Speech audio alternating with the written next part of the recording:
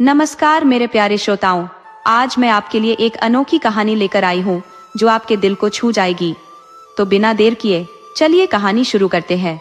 किस्मत कब पलट जाए कोई नहीं जानता। एक लड़की थी मुनिया, जो अपने पिता और सौतेली माँ कलावती के साथ गांव में रहती थी। मुनिया बेहद साधारण जीवन जी रही थी, मगर उसकी सुंदरता लाजवाब थी। गोरी चमड़ी, नाजुक नैन नक्श। वह 5वीं कक्षा तक ही पढ़ पाई थी, क्योंकि उसकी सौतेली माँ ने पढ़ाई छुड़वा दी थी।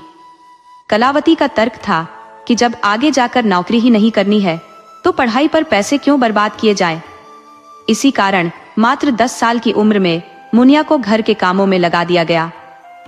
मुनिया बिना कोई सवाल किए हर बात मानती थी और घर के सारे काम संभालने के साथ साथ अपने सौतेले भाई बहनों की देखभाल भी करती थी। इतनी छोटी उम्र में ही उसने बड़ी समझदारी दिखानी शुरू कर दी थी। एक दिन अचानक गांव के जमींदार और सरपंच सुमेर सिंह मुनिया के घर आए। उस वक्त मुनिया रसोई के बर्तन धो रही थी।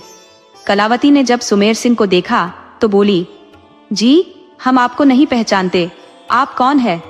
सुमेर सिंह ने अपनी गर्जन भरी आवाज में कहा, मैं पास वाले गांव का मुखिया हूँ। ये लड़की जो बर्तन धो रही है, क्या ये तुम्हारी बेटी है? कलावती ने उत्तर दिया, हाँ ये मेरी बेटी है।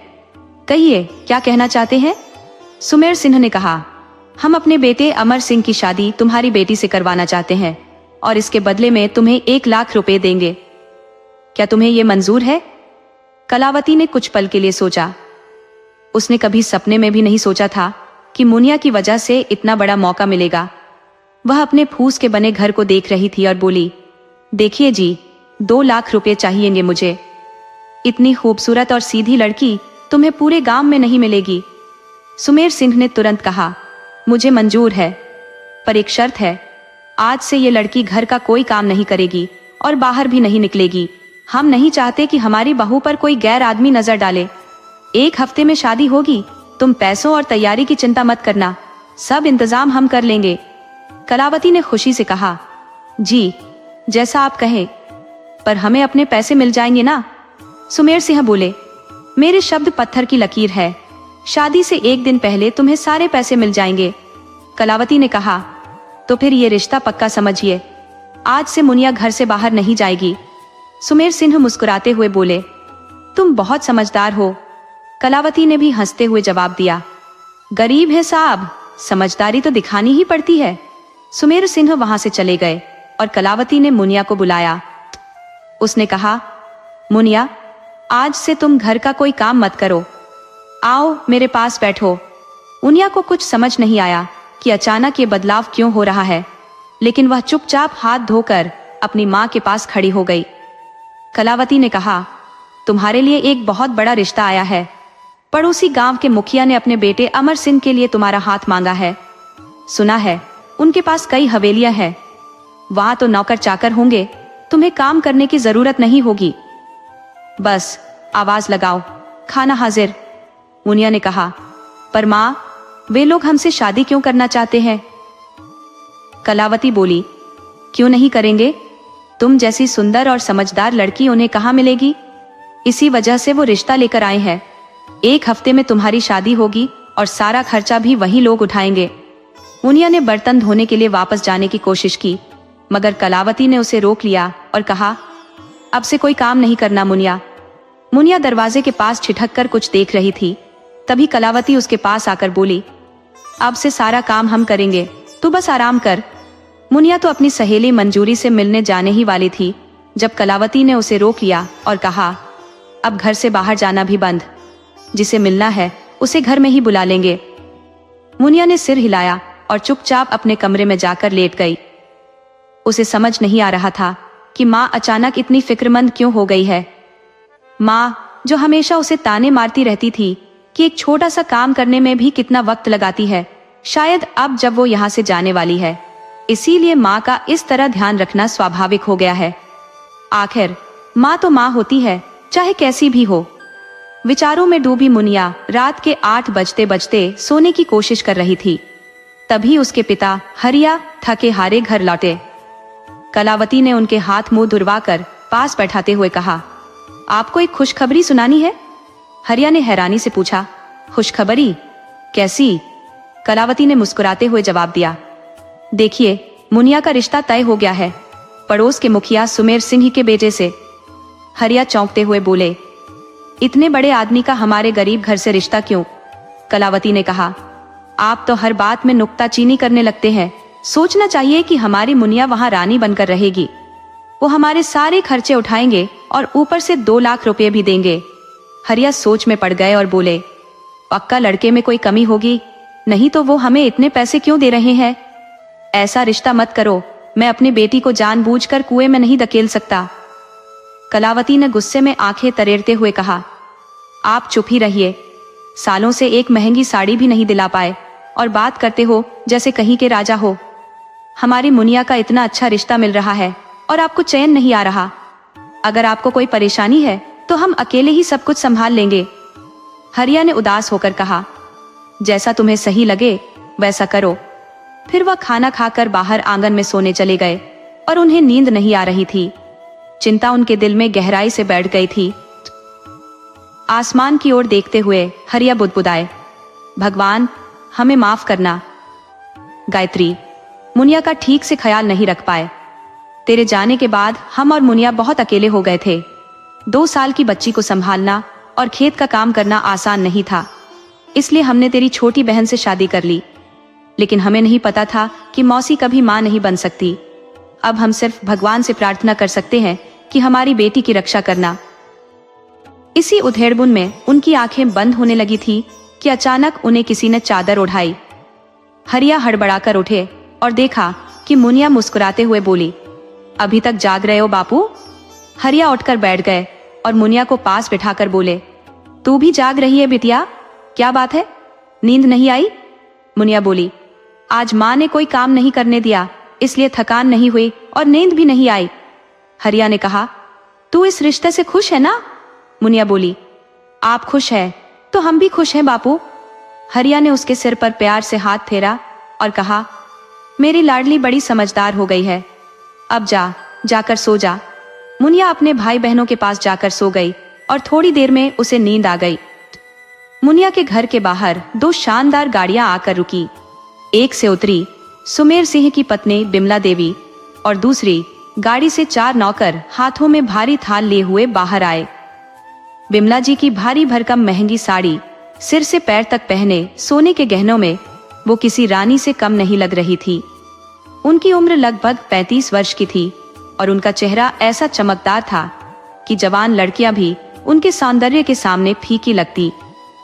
उनके चेहरे पर एक मोहक मुस्कान थी जब वो मुनिया के घर में कदम रखी। नौकर भी उनकी आज्ञा का पालन करते हुए थाल लेकर उनके पीछे चल दिए। जैसे ही बिमला जी ने नौकरों को निर्देश दिया कि थाल अंदर रखे, तभी मुनिया बाहर आ गई।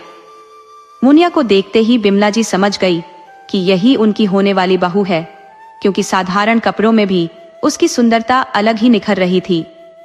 मुनिया ने बिमला जी को देखकर थोड़ी झिझक महसूस की, पर जल्दी ही खुद को संभालते हुए उनके पैर छूने के लिए झुकी। बिमला जी ने उसे तुरंत उठाया और उसके माथे को प्यार से चूमते हुए बोली, तुम ही मुनिया हो ना? हमेशा खुश रहो बेटी। मुनिया ने सर हिलाकर हामी भरी। फिर बिमला जी ने कहा, मैं सुमेर सिंह की पत्नी हूँ। मुनिया ने जवाब दिया, हाँ जी, वो घर पर नहीं है। मुनिया ने अपनी छोटी बहन मुन्नी को बुलाने भेजा ताकि वो सुमेर सिंह को बुला सके। बिमला जी खुद मुनिया के पास बैठ गई और मुनिया को अपने पास बुलाते हुए बोली, मुझे माँ कहो बेटी। माँ जी नहीं। फिर उन्होंने भावुक होते हुए कहा, मुझे हमेशा से एक बेटी की चाहत थी जो अब तुम्हारे रूप में पूरी हो गई है, लेकिन तुम्हारी किस्मत की बात सोचकर मेरा दिल दुखता है। भगवान ऐसी किस्मत किसी बेटी को न दे। ये कहते कहते बिमला जी की आंखें भर आई, लेकिन उन्होंने धीरे से अपने आंसू पोंछ लिए ताकि कोई देख न सके। उधर पड़ोस में कलावती अपनी तारीफों के पुल बांध रही थी कि उसने मुनिया के लिए कितना अच्छा घर और दूल्हा चुना है। पड़ोस की औरतें उसकी तारीफ करते नहीं तक रही थी, क्योंकि गरीब घर में अमीर घराने का रिश्ता आना कोई छोटी बात नहीं थी। लेकिन उन्हें यह नहीं पता था कि कलावती ने मुनिया का सौदा पैसे के लिए किया था। कलावती इतनी लालची थी कि वो पैसों के लिए किसी को भी बेच सकती थी। मुनिया तो फिर भी उसकी सौतेली बेटी थी। जैसे ही कलावती ने गाड़ी की आवाज सुनी, वो भागती हुई अंदर आ गई। बिमला जी की राजसी पोशाक देखकर वो समझ गई कि ये लोग सुमेर सिंह के घर से ही आए हैं। उसने अपने चेहरे पर बनावटी मुस्कान लाकर बिमला जी के सामने हाथ जोड़ दिए। बिमला जी खाट से उठकर कलावती के पास आई और उसका हाथ पकड़कर बोली, तो आप हमारी समधन है? इतना कहकर उन्होंने कलावती को गले लगा लिया। कलावती ने बिमला जी से अलग होते हुए कहा, आप तो एकदम रानी जैसी लग रही है। ये गहने तो कम से कम 8-10 लाख के होंगे। बिमला जी ने हंसते हुए कहा, मुझे ये गहने बिल्कुल पसंद नहीं है, लेकिन सुमेर सिंह जी को पसंद है, इसलिए पहन लेती हूँ। कीमत की मुझे जानकारी नहीं, पर ये गहने मुझे जंजीरों जैसे लगते हैं। कलावती बोली, आप लोगों की जिंदगी कितनी अच्छी है, बिल्कुल आजाद पंछी जैसे। इस पर बिमला जी ने गंभीर होकर कहा, आप शायद हमारी हवेलियों की सच्चाई नहीं जानती, अगर जानती तो कभी ऐसी बातें नहीं करती। फिर उन्होंने नौकर को बुलाकर कहा कि थाल से कपड़े हटाओ। नौकर ने तुरंत उनकी आज्ञा मानी और सभी थालों से कपड़े हटा दिए। एक थाल पूरा बेशकीमती गहनों से भरा हुआ था, दूसरे में मुनिया के घर वालों के लिए महंगे कपड़े और गहने थे, तीसरे थाल में 500 रुपए की 20 कड्डियां थी और चौथे में मुनिया के लिए महंगी साड़ियां थी। कलावती हैरान होकर सबको देख रही थी, उसकी आंखें मानो चकाचौंध हो गई थी। तभी विमला जी ने कहा, ये सभी चीजें शुभ संकेत के लिए हैं। अगर शादी के खर्च में पैसे की कमी हो तो बिना संकोच बताना, हम और भेज देंगे। अच्छा, अब हमें चलते हैं। कलावती ने कहा, आप थोड़ी देर रुकिए, हम अभी चाय और नाश्ता लाते हैं। विमला जी ने जवाब दिया, नहीं, अभी तो हमें शादी की तैयारियां करनी है। अब बेटी का घर है, आना जाना तो लगेगा ही। चाय और नाश्ता हम फिर कभी कर लेंगे। इतना कहकर विमला जी ने हाथ जोड़ दिए तो मुनिया ने उनके पैर छू लिए। विमला जी ने मुनिया को गले से लगा लिया। कलावती हाथ जोड़कर विमला जी को गाड़ी तक छोड़ने आई। जब वे गाड़ी के पास पहुंचे, एक नौकर ने कार का बैक डोर खोला और विमला जी बैठ गई। ड्राइवर ने गाड़ी स्टार्ट कर दी। उनके पीछे दूसरी कार भी चल पड़ी, जिसमें 4 नौकर बैठे थे। उनके जाने के बाद कलावती घर के अंदर आई और नोटों को गिनना शुरू किया। चूंकि वह ज्यादा पढ़ी लिखी नहीं थी, बार बार गिनती भूल जाती थी। मुनिया वहीं खड़ी सब देख रही थी। कलावती झल्लाते हुए बोली, इतने पैसे हैं कि बार बार गिनती भूल जाती हूँ, क्या करूं? मुनिया ने कहा, तुम तो 5वीं पास हो ना, गिनती तो तुमसे बेहतर आती है। मुनिया ने सिर हिलाया तो कलावती ने कहा, फिर देर किस बात की, जल्दी से गिनकर बता दो कितना पैसा है। मुनिया पैसे गिनने लगी। उसने इतने पैसे अपने जीवन में कभी नहीं देखे थे, लेकिन 1 घंटे के भीतर उसने सारे पैसे गिन लिए। कलावती ने मुनिया की तरफ देखा और कहा, जल्दी बताओ कितना पैसा है, हमें इंतजार नहीं हो रहा। मुनिया ने उत्तर दिया, 2 लाख रुपए हैं। कलावती चकित रह गई। क्या, 2 लाख रुपए? मुनिया ने कलावती के कंधे पर हाथ रखा तो कलावती थोड़ी होश में आई और बोली, वाह, यही तो पैसा हमें शादी के बाद मिलने वाला है। हम भी कितने पागल हैं, अगर 4 लाख मांग लेते तो शायद मिल जाते। कलावती माथे पर हाथ रखकर सोचने लगी। उसकी नजर गहनों पर पड़ी। एक एक करके सारे गहने पहनकर वह आईने के सामने बेड पर बैठ गई। उसे यह भी ध्यान नहीं था कि शाम का खाना बनाना है। वह सोच रही थी, आज तो तू किसी महारानी से कम नहीं लग रही। अगर तू मुनिया जैसी जवान होती तो तेरा ब्याह भी अमीर घर में होता। तू बेड पर बैठी होती और सब कुछ पल भर में आंखों के सामने होता। कलावती इसी तरह अपने सपनों की दुनिया में खोई हुई थी जब हरिया ने उसे कमरे में खोजते हुए पाया। गहनों में लदी हुई कलावती ने ख्यालों में खोई हुई थी। 1-2 बार आवाज देने पर भी जब कलावती ने नहीं सुनी तो मजबूरन हरिया ने उसे हिलाया। कलावती का सपना टूट गया और उसने हरिया पर चिल्लाते हुए कहा, कैसा पति मिला है, एक तो कुछ लाकर नहीं देता और ऊपर से सपने भी देखने नहीं देता। हरिया ने अनसुना करते हुए पूछा, ये गहने किसके हैं? कलावती ने चमकते हुए हाथ दिखाते हुए कहा, मुनिया के लिए आए हैं। हरिया ने कहा, तो तुमने क्यों पहन लिए? जाओ, सब वापस रख दो। कलावती ने 3 गहने चुराकर अपने सामान में रख लिए और बाकी मुनिया के कमरे में रखने के लिए जाने लगी। तभी हरिया ने उसे रोका और कहा, इतना लालच ठीक नहीं है, अगर लोगों को पता चल गया तो हमें गोली से उड़ा देंगे। कलावती ने जवाब दिया, कुछ नहीं होगा, आप बेकार डरते हैं, समझाना भी बेकार है। हरिया ने सोचा, मुझे भूख लगी है, जल्दी खाना ला दो। कलावती ने सिर पर हाथ मारते हुए कहा, अरे हम तो खाना बनाना ही भूल गए, ऐसे ही सो जाओ। मुनिया बोली, बाबा हम खाना बना चुके हैं, बैठिए हम लाते हैं। हरिया ने पूछा, मुनिया और मुन्नी कहाँ है? छोटे बच्चे भी दिखाई नहीं दे रहे। मुनिया ने मुस्कुराते हुए कहा, हमने दोनों को खाना खिलाकर सुला दिया है। हरिया ने मुनिया के सिर पर हाथ रखकर कहा, झुक झुक जियो मेरी बेटी।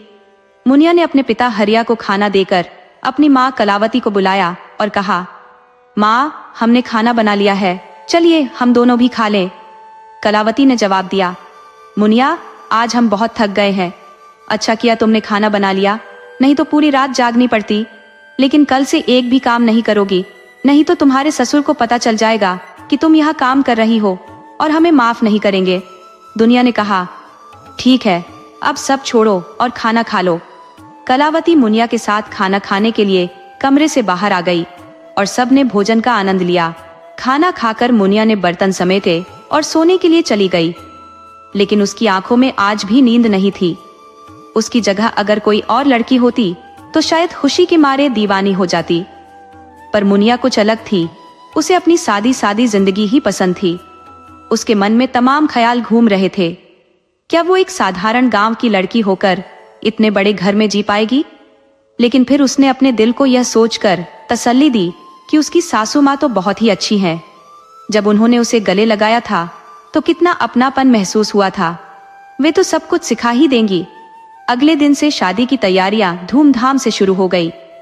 कलावती ने अपने हिसाब किताब में चालाकी से 50,000 रुपए तक बचा लिए। शादी के दिन सुमेर सिंह ने सब इंतजाम खुद संभाले। खाने से लेकर बाकी सारे कामों के लिए आदमी लगा दिए गए थे। गांव के पास वाले बड़े मैदान में मेहमानों और बारातियों के लिए टेंट लगा दिया गया था। वहां जो पकवान बनाए जा रहे थे उनकी महक दूर दूर तक फैल गई थी। इतने पकवान तो गांव वालों ने कभी खाए तक नहीं थे जितने आज परोसे जा रहे थे। कई दिनों से जिन्हें भरपेट खाना नसीब नहीं हुआ था, वे भी आज दिल खोलकर खा रहे थे और अगले दिन के लिए भी साथ ले जा रहे थे। सुमेर सिंह ने पूरे गांव को दावत दी थी, क्योंकि उनकी इज्जत का सवाल था और दरिया दिली दिखाने का भी। चुनाव पास आ रहे थे और ये अच्छा मौका था कि लोग उन्हें अगली बार विधायक पद के लिए चुने। गांव के सारे लोग सुमेर सिंह की दरिया दिली की तारीफ करते नहीं थक रहे थे। वैसे भी गांव में खबरें आग की तरह फैलती हैं। बड़े लोग अक्सर गरीबों को अपनी तरफ खींचने के लिए रोटी का सहारा लेते हैं। गरीबों के लिए बेटी का होना किसी श्राप से कम नहीं होता। जितना कमाते हैं वो रोज की जरूरतें पूरी करने में ही खत्म हो जाता है, और ऊपर से बेटी के दहेज का बोझ। ये गले में फंसा ऐसा कांटा है जो जिंदगी भर सुकून से जीने नहीं देता। लेकिन सुमेर सिंह ने न सिर्फ गरीब की बेटी को अपनाया, बल्कि शादी का सारा खर्चा भी खुद उठाया। कलावती के तो मजे ही मजे थे। उसे भारी भरकम साड़ियां और गहने तोहफे में मिल रहे थे। वह खुद को किसी महारानी से कम नहीं समझ रही थी। आसपास की किसी औरत के पास न इतने गहने थे, न ही इतनी महंगी साड़ी। दिन भर वह अपने गहने और साड़ी आसपास की औरतों को दिखाने में मस्त थी। अंदर ही अंदर बाकी औरतों को जलन हो रही थी, और वे बस यह सोचकर अफसोस कर रही थी कि काश उनकी बेटी भी मुनिया की तरह सुंदर होती तो आज उनके घर भी यही ठाट बाट होते। पर किसी को क्या पता कि इन बड़ी बड़ी हवेलियों में कितने राज छुपे होते हैं। ये तो हवेली की दीवारें ही जानती हैं। कलावती जब ज्यादा घूमते घूमते थक जाती तो कमर पर हाथ रखकर कहती, बाप रे, लोग सही कहते हैं, लड़की की शादी में बहुत भाग दौड़ करनी पड़ती है। सुबह से चल चल कर थक गई हूँ, कोई एक गिलास ठंडा शरबत तो पिला दो। और थोड़ी देर में कोई आदमी उसके सामने शरबत लेकर हाजिर हो जाता। पास खड़ा हरिया मन ही मन कलावती को देख कुंठा महसूस करता, मगर बेचार कर भी क्या सकता था। मुनिया को सजाने के लिए शहर से ब्यूटी पार्लर वाली को बुलाया गया था। आज मुनिया गहनों से लदी भदी किसी अप्सरा से कम नहीं लग रही थी। उसका लहंगा सोने के तारों से खड़ा हुआ था और उसके बालों का जोड़ा सजावट से भरा हुआ था। उसके हाथों की मेहंदी का गहरा रंग देखते ही सब कहते, बहुत भाग्यशाली है मुनिया। जिस लड़की के हाथों की मेहंदी गहरी होती है उसे पति का ढेर सारा प्यार मिलता है। अब ये कहावत सच होगी या झूठ, ये तो वक्त ही बताएगा। फिलहाल तो किसी ने दूल्हे को देखा भी नहीं था। बस सुना था कि अमर सिंह किसी राजकुमार से कम नहीं लगते। बारात समय पर आई और उसमें करीब 20-25 गाड़ियां थी। इतने लोग तो मुनिया के पूरे गांव में भी नहीं थे। दूल्हा फूलों से सजे घोड़े पर सवार था, हाथ में खानदानी तलवार लिए। उसकी उम्र 33-32 साल रही होगी।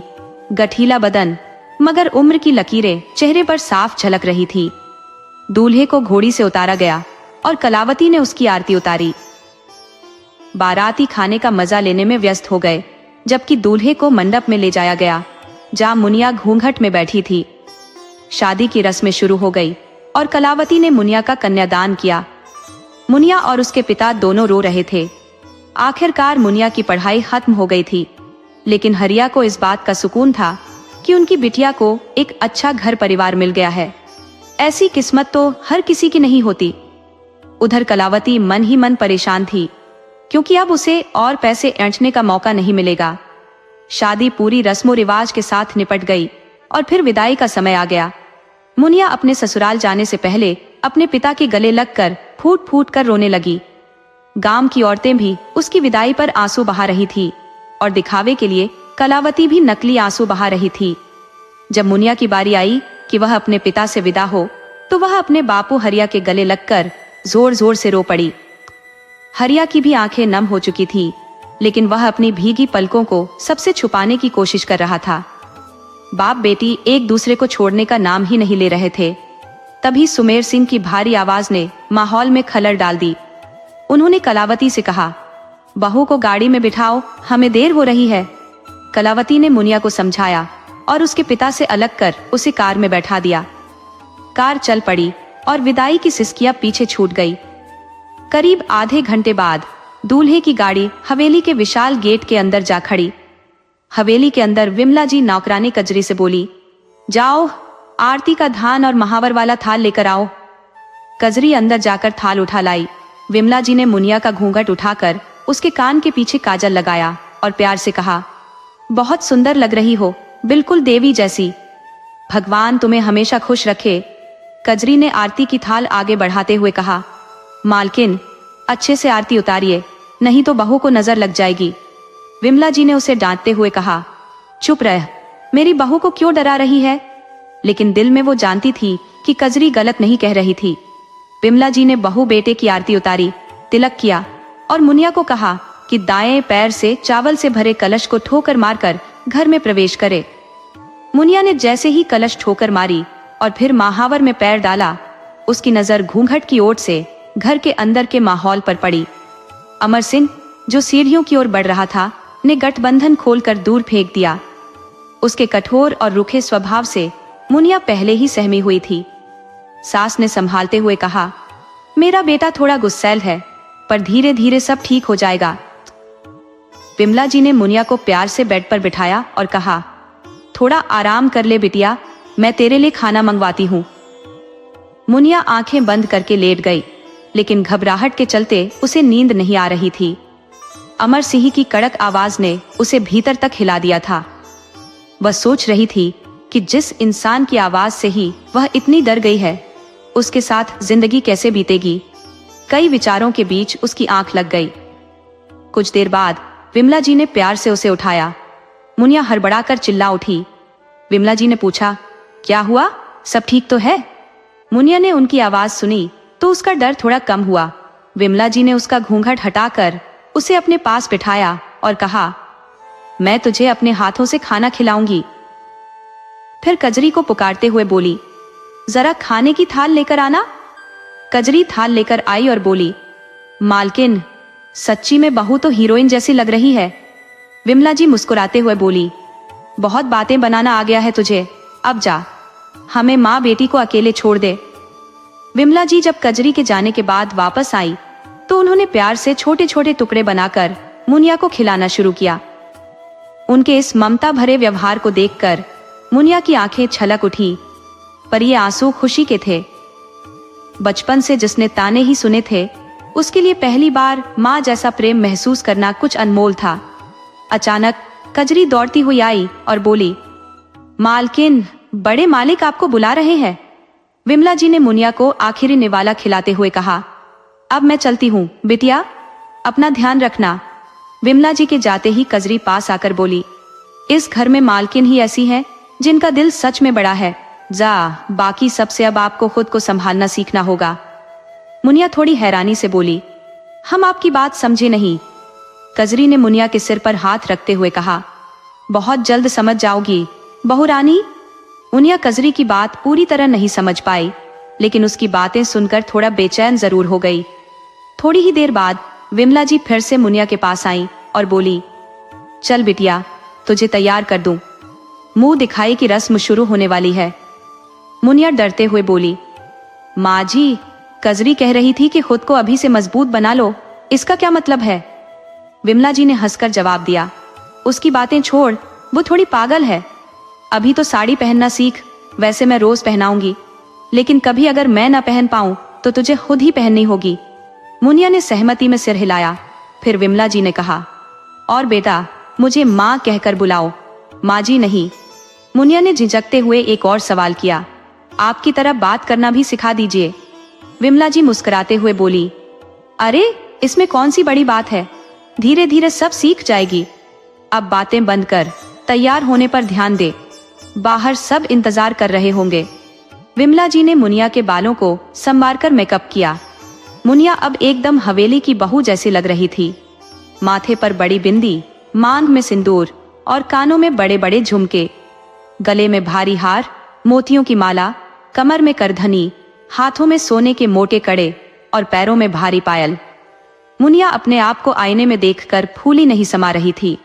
विमला जी ने घूंघट करते हुए कहा, चल अब मुंह दिखाई की रस्म करनी है।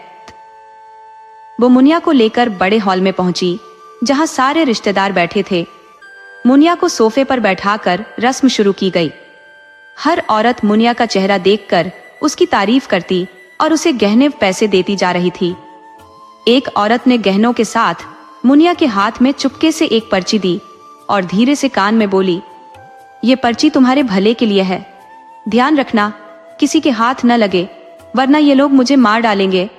मुनिया कुछ समझ पाती उससे पहले वो औरत वहां से चली गई। मुनिया ने तुरंत वह पर्ची अपने ब्लाउज में छुपा ली। रस्में खत्म होते ही उसे फूलों से सजे कमरे में ले जाया गया। कमरा रंग बिरंगी मोमबत्तियों से जगमगा रहा था। मुनिया बिस्तर पर सिमटी बैठी थी, तभी उसे उस औरत की दी हुई पर्ची याद आ गई। उसने जब यह सुनिश्चित कर लिया कि कोई उसे नहीं देख रहा, तो पर्ची निकाली और पढ़ने लगी। पर्ची में लिखा था, यहां से भाग जाओ, वरना तुम्हारी भी वही हालत होगी जो इस घर में आने वाली हर औरत की होती है। ये लोग राक्षस है, खुद को बचाओ। अभी उसने पर्ची पढ़ी ही थी कि कमरे के बाहर किसी के कदमों की आहट सुनाई दी। मुनिया ने डर कर पर्ची फाड़ दी और खिड़की से बाहर फेंक दी। फिर घूंघट डालकर बैठ गई। दरवाजा खुला और अंदर कोई आया। मुनिया ने घूंघट से देखा और बिमला जी को देखकर राहत की सांस ली। बिमला जी बैठकर उससे बातें करने लगी, पर मुनिया का ध्यान उस पर्ची पर ही था। उसने सोचा कि बिमला जी को सब कुछ बता दे, लेकिन फिर उसे डर लगा कि अगर उसकी वजह से उस औरत को कुछ हो गया तो वह खुद को कभी माफ नहीं कर पाएगी। आंख बंद करके किसी पर भरोसा करना मूर्खता होगी। आखिर उसकी सौतेली माँ भी तो सबके सामने अच्छे होने का ढोंग करती है। विमला जी बोली, क्या सोच रही हो बिटिया, घर वालों की याद आ रही है? बिमला जी ने देखा कि मुनिया विचार मग्न होकर बैठी है, तो उन्होंने उसकी मनोदशा को भांपते हुए पूछा। मुनिया ने एक बहाना बना लिया और कहा, हाँ माँ जी, बापू की याद आ रही है। बिमला जी ने कहा, जब मैं यहाँ ब्याह करके आई थी तो बेटियों के बिना मेरा मन भी नहीं लगता था। इतनी विशाल हवेली और रहने वाले बस मैं और तुम्हारे ससुर, तुम्हारे पति, सिर्फ इतने ही थे। बाकी सब नौकर थे। समय भी ऐसा लगता था कि कटता ही नहीं था। फिर एक नन्ही जान मेरे जिंदगी में आई और मेरे अकेलेपन को पूरी तरह मिटा दिया। पूरा दिन उसी की देखभाल और उसे प्यार देने में गुजर जाता था। तुम्हारे पति मुनिया, वे मेरे अपने बेटे नहीं है। क्या तुम भी हमारी माँ की तरह उन्हें इतना प्यार नहीं करती? मुनिया ने गलती से ऐसा कुछ बोल दिया, लेकिन जब उसे समझाया गया तो उसने अपनी बात सुधारने की कोशिश की। बिमला जी समझ गई कि मुनिया का तात्पर्य था कि वे तुम्हारे बेटे हैं या नहीं। बिमला जी ने कहा, मेरे बेटे यहाँ से बहुत दूर एक बड़े शहर में रहते हैं। यहाँ की चकाचौंध में उनका दम घुटता है, इसलिए वह बहुत कम आते हैं। ज्यादातर मैं ही उनसे मिलने शहर जाती हूँ। विमला जी की आंखें भर आईं, जिसे उन्होंने मुनिया से छुपाने की कोशिश की। तभी कमरे में अमर सिंह, मुनिया का पति, आया। उसे देखकर विमला जी उठने लगी, लेकिन मुनिया ने उनका हाथ पकड़ लिया। विमला जी ने अपना हाथ छुड़ाते हुए कहा, अपना ख्याल रखना बेटिया, अब मैं चलती हूँ। इतना कहकर विमला जी कमरे से चली गई।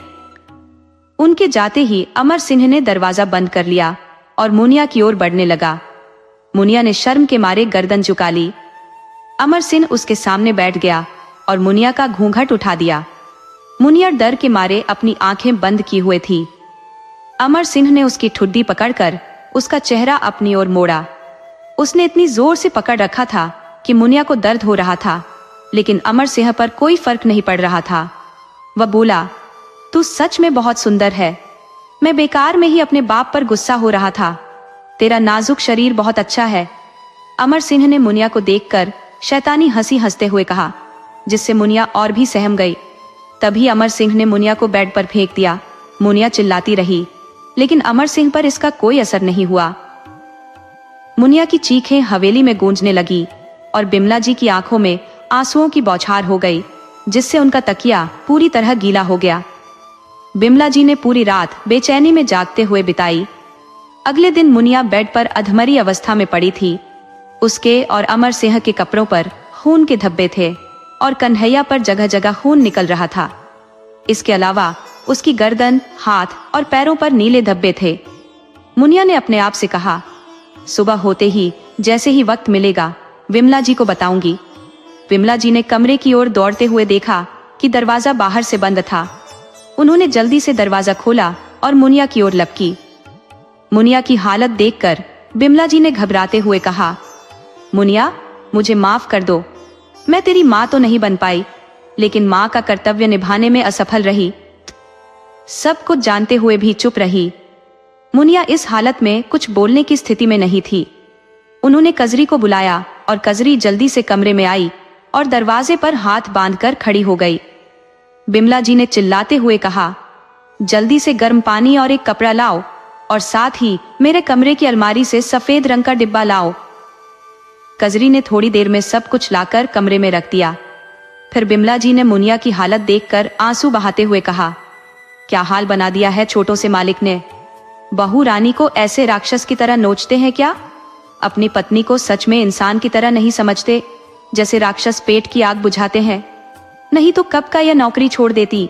बिमला जी ने गर्म पानी में कपड़ा भिगोकर मुनिया के पूरे शरीर की सिकाई की और फिर उसके घावों पर दबा लगाकर उसे गोद में लिटाया और उसके बालों को सहलाने लगी।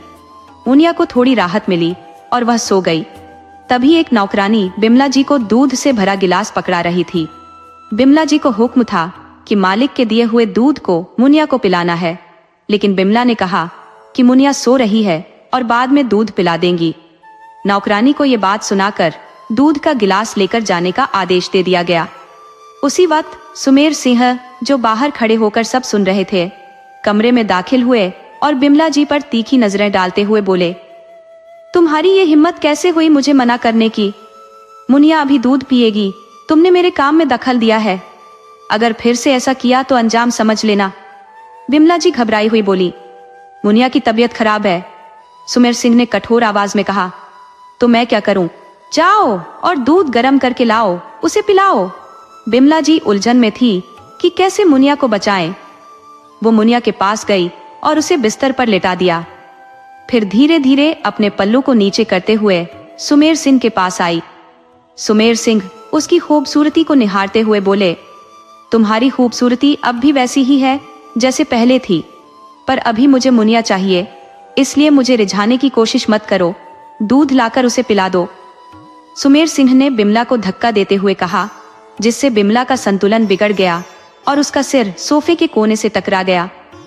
दर्द से कराहते हुए बिमला संभल कर फिर सुमेर सिंह के पास आई और एक उंगली से उनके चेहरे को छूते हुए बोली, आपको मुनिया चाहिए तो ठीक है, पर पहले उसकी हालत देख लीजिए। वो इस वक्त जीती जागती लाश जैसी है। अगर आपने इस हाल में उसे छुआ तो वो मर जाएगी, फिर आपकी तमन्ना अधूरी रह जाएगी। अब सोचिए, मेरे साथ कुछ पल बिताना चाहते हैं या मुनिया को लाश बनाना चाहते हैं? सुमेर सिंह थोड़ी देर सोचने के बाद बोले, ठीक है, अभी मुनिया को छोड़ देता हूँ, पर इसे जल्दी ठीक कर दो। फिलहाल मैं तुम्ही से काम चला लूंगा, अगली बार मुनिया को ही संभालना होगा। विमला जी ने हामी भरी और फिर सुमेर सिंह कमरे से निकल गए। 1 घंटे बाद विमला और सुमेर सिंह फिर से उनके कमरे में थे। विमला जी ने कहा, जब तक मुनिया ठीक नहीं हो जाती आप मेरे साथ ही रहिए। सुमेर सिंह बोले, देखो विमला, मैं देख रहा हूं कि तुम मुनिया को मुझसे बचाने की कोशिश कर रही हो, पर कितने दिन तुम उसे बचा पाओगी? अब वो मेरी संपत्ति है और मैं जब चाहूं उसे हासिल कर सकता हूं। विमला ने धैर्य से जवाब दिया, मालिक, मेरा मतलब गलत मत समझिए।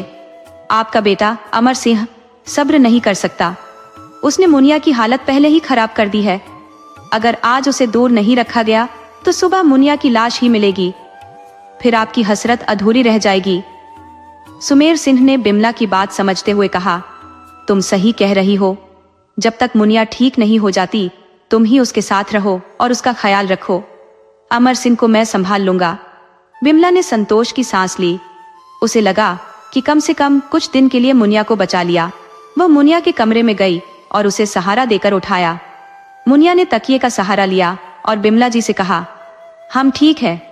विमला ने मुस्कुराते हुए पूछा, खाना खाएगी ना मेरे साथ? मुनिया मुस्कुराई और बोली, ठीक है माँ। कुछ देर बाद नौकर खाना लेकर आया। विमला जी ने दरवाजा बंद कर दिया और नौकर से कहा, छोटे मालिक इधर आए तो उन्हें मालिक के पास भेज देना। फिर विमला मुनिया को बाथरूम ले गई, उसे ताजगी महसूस कराई और दोनों ने साथ बैठकर खाना खाया। थकान की वजह से दोनों जल्दी सो गई। रात को अमर सिंह शराब पीकर अपने कमरे में लौटा, पर कमरे का दरवाजा बंद देखकर भड़क गया और जोर जोर से दरवाजा पीटने लगा।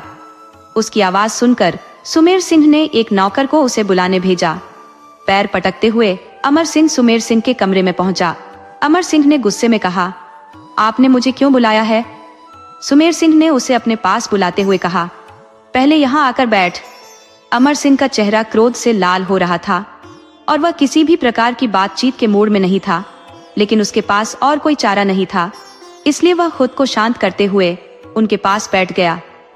सुमेर सिंह ने उसे समझाते हुए कहा, देख बेटा, मैंने तेरी शादी मुनिया से इसलिए करवाई थी ताकि तू जिम्मेदारी से परिवार संभाल सके, लेकिन तूने उसकी ये हालत कर दी। अगर आज मैंने तुझे नहीं रोका होता तो तू उसे मार ही डालता। ऐसे मामलों को धीरे धीरे सुलझाना चाहिए और जब तक मुनिया ठीक नहीं हो जाती तू वहां नहीं जाएगा। मैं तेरे लिए किसी और लड़की का इंतजाम कर देता हूँ। इतना कहकर सुमेर सिंह ने एक आदमी को फोन लगाया और कुछ कहा। उधर से जवाब आया, ठीक है, आधे घंटे में लड़की लेकर आता हूँ। सुमेर सिंह ने अमर सिंह से कहा, जाकर मजे कर। अमर सिंह जाते हुए बुदबुदाया, ये साला मेरा बाप मुझे क्यों नहीं मार देता? हर वक्त हुक्म चलाता रहता है और खुद बहू पर गंदी नजर रखता है। मुझे ज्ञान की बातें सिखा रहा है। अगर सारी प्रॉपर्टी इसके नाम नहीं होती ना तो कब का इसे ऊपर भेज चुका होता। अमर सिंह खुद से बड़बड़ाता हुआ सीढ़ियों की ओर बढ़ा और तीसरी मंजिल के आखिरी कमरे की ओर जाने लगा। वहां पहुंचकर उसने दरवाजे का ताला खोला। कमरे में एक औरत बिस्तर पर पड़ी थी, जिसके गालों पर आंसुओं के निशान और शरीर पर चोटों के गहरे निशान थे। जैसे ही अमर सिंह ने उसे छूने की कोशिश की, उसने आंखें खोल दी। अमर सिंह को देखकर वह अचानक फुर्ती से उठी और उसे जोर से धक्का दिया, लेकिन अमर सिंह पहले से इसके लिए तैयार था। उसने तुरंत उसकी कलाई कसकर पकड़ ली। वह औरत चीखते हुए बोली, तुम्हारी हिम्मत कैसे हुई मुझे छूने की? अमर सिंह उसकी गर्दन पर उंगलियां फेरते हुए बोला, तुझे क्या लगता है मैं जो चाहूंगा वही करूंगा? वह औरत खुद को उससे छुड़ाने की हर कोशिश कर रही थी, लेकिन अमर सिंह ने उसे अपने दोनों हाथों से कसकर पकड़ लिया। जब वह हर ओर से नाकाम रही तो वह गिड़गिड़ाते हुए बोली, कृपया मुझे छोड़ दो, मैं मां बनने वाली हूं। लेकिन अमर सिंह उसकी बातों को अनसुना करते हुए उसके दोनों हाथों को रस्सियों से बांधने लगा और अपनी मर्जी करने पर उतर आया। जब उसका मन भर गया तो उसने औरत के हाथ खोल दिए और उसके कान में धीरे से कहा, अगर तूने मुझे एक बेटा दे दिया होता तो आज तू यहाँ नहीं होती, मुनिया की जगह मेरे कमरे में होती। पर कोई बात नहीं, इस बार मुझे बेटा दे दे, फिर मैं तुझे इस कमरे से आजाद कर दूंगा। वह औरत हंसते हुए बोली, मैं भगवान से यही दुआ करती हूँ कि तुझे कभी बेटा ना हो न मुझसे और न किसी और से। ये सुनकर अमर सिंह ने उसे दीवार पर जोर से धक्का दिया और कहा, तू क्या खुद को देवी समझती है? तेरे चाहने से मुझे बेटा नहीं होगा। औरत का सिर दीवार से टकराया और उससे खून बहने लगा। कुछ ही देर में वह बेहोश होकर गिर पड़ी। अमर सिंह ने कमरे का दरवाजा बंद किया और हॉल में जाकर फोन के नंबर घुमाने लगा। फोन उठने पर किसी ने कहा, नमस्ते सुमेर सिंह जी, इतनी रात को फोन किया, क्या कोई इमरजेंसी है? अमर सिंह घबराने का नाटक करते हुए बोला, मैं सुमेर सिंह नहीं, उनका बड़ा बेटा अमर सिंह बोल रहा हूँ। मेरी पहली पत्नी ने 2 बार अपना बच्चा खो दिया है और इस वजह से वह पागल हो गई है। उसने दीवार पर अपना सिर मारकर फोड़ लिया है, प्लीज उसे बचा लीजिए। डॉक्टर ने जवाब दिया, आप चिंता मत कीजिए, मैं अभी आता हूँ। कुछ घंटे बाद डॉक्टर ने अमर सिंह को बताया। डॉक्टर ने अमर सिंह से कहा, क्या आपकी पत्नी अब खतरे से बाहर है? बस इतना ध्यान रखिए कि वो फिर से ऐसी गलती न करे, वरना आप उन्हें और अपने बच्चे दोनों को खो देंगे। अमर सिंह ने डॉक्टर का शुक्रिया अदा किया। उधर मुनिया धीरे धीरे ठीक हो रही थी, पर पूरी तरह ठीक होने में उसे 1 हफ्ता लग गया। इन दिनों विमला जी ने ही उसकी देखभाल की थी। एक दिन मुनिया अपने कमरे में आराम कर रही थी, तभी कजरी दूध का गिलास लेकर आई और बोली, ये बहू रानी मालकिन ने आपके लिए भेजा है। मुनिया ने कहा, अभी पीने का मन नहीं है, माँ को बोल देना कि रात में पी लेंगे। कजरी जाने लगी, तभी विमला जी खुद दूध का गिलास लेकर आई और मुनिया के पास बैठ गई। वो बोली, बेटी, माँ की बात भी टालती हो। ये दूध तुम्हारे लिए खास तौर पर बनाया है और मेरी बात भी नहीं मानोगी? मुनिया ने दूध पीते हुए कहा, माँ, आप ही तो हैं जिन पर हम आंख बंद करके भरोसा कर सकते हैं। विमला जी मन ही मन बोली, माफ करना बेटी, तेरी ये माँ तेरा भरोसा तोड़ रही है, पर मेरे पास और कोई रास्ता नहीं है। अगर ये बेहोशी की दवा मिला दूध नहीं पिलाया तो सुमेर सिंह तुझे नहीं छोड़ेगा। अच्छा है कि तू इस सच्चाई से अनजान ही रहे। दूध पीने के कुछ देर बाद मुनिया बेहोश हो गई। तभी सुमेर सिंह कमरे में आया और विमला जी को इशारे से बाहर जाने को कहा। विमला जी अपनी नम आंखों के साथ कमरे से बाहर चली गई। सुमेर सिंह ने दरवाजा बंद किया और मुनिया के साथ वही किया जो उसने पहले से सोच रखा था। उसने अपनी हवस पूरी की और फिर बाहर निकलते हुए विमला जी को मुनिया के कपड़े ठीक करने का हुक्म दिया। विमला जी ने मुनिया के कपड़े ठीक किए और उसे फिर से वैसे ही तैयार कर दिया जैसे वो पहले बेहोश होने से पहले लग रही थी। थोड़ी देर बाद जब मुनिया को होश आया तो उसने उठने की कोशिश की, पर उसका शरीर साथ नहीं दे रहा था। विमला जी ने उसे सहारा देकर बैठाया। मुनिया बोली, माँ, क्यों ऐसा लग रहा है जैसे पूरा बदन टूट रहा है? दूध पीने के बाद से हम ठीक नहीं है, अब तो उठ भी नहीं पा रहे। विमला जी बोली, बिटिया, तू बहुत देर तक सोई है, इसलिए ऐसा लग रहा है, धीरे धीरे सब ठीक हो जाएगा। मुनिया बोली, माँ, आज आप हमारे साथ ही सो जाइए। विमला जी ने उसके सिर पर हाथ रखते हुए कहा, नहीं बिटिया, अब तुझे अपने पति के साथ रहना है। मुनिया रोते हुए बोली, माँ, हमें उनके साथ नहीं रहना, वो जानवरों जैसा बर्ताव करते हैं। विमला जी ने उसे दिलासा देते हुए कहा, बेटिया, अब ऐसा दर्द नहीं होगा। मैं अमर से बात करूंगी कि वो तुझसे अच्छे से पेश आए। पर मुनिया जानती थी कि विमला जी चाह कर भी कुछ नहीं कर सकती, क्योंकि अमर सिंह अब उसका पति था। विमला जी वहां से चली गई, पर खुद से नजरें मिलाने की हिम्मत नहीं कर पाई। उन्होंने ही मुनिया का विश्वास तोड़ा था।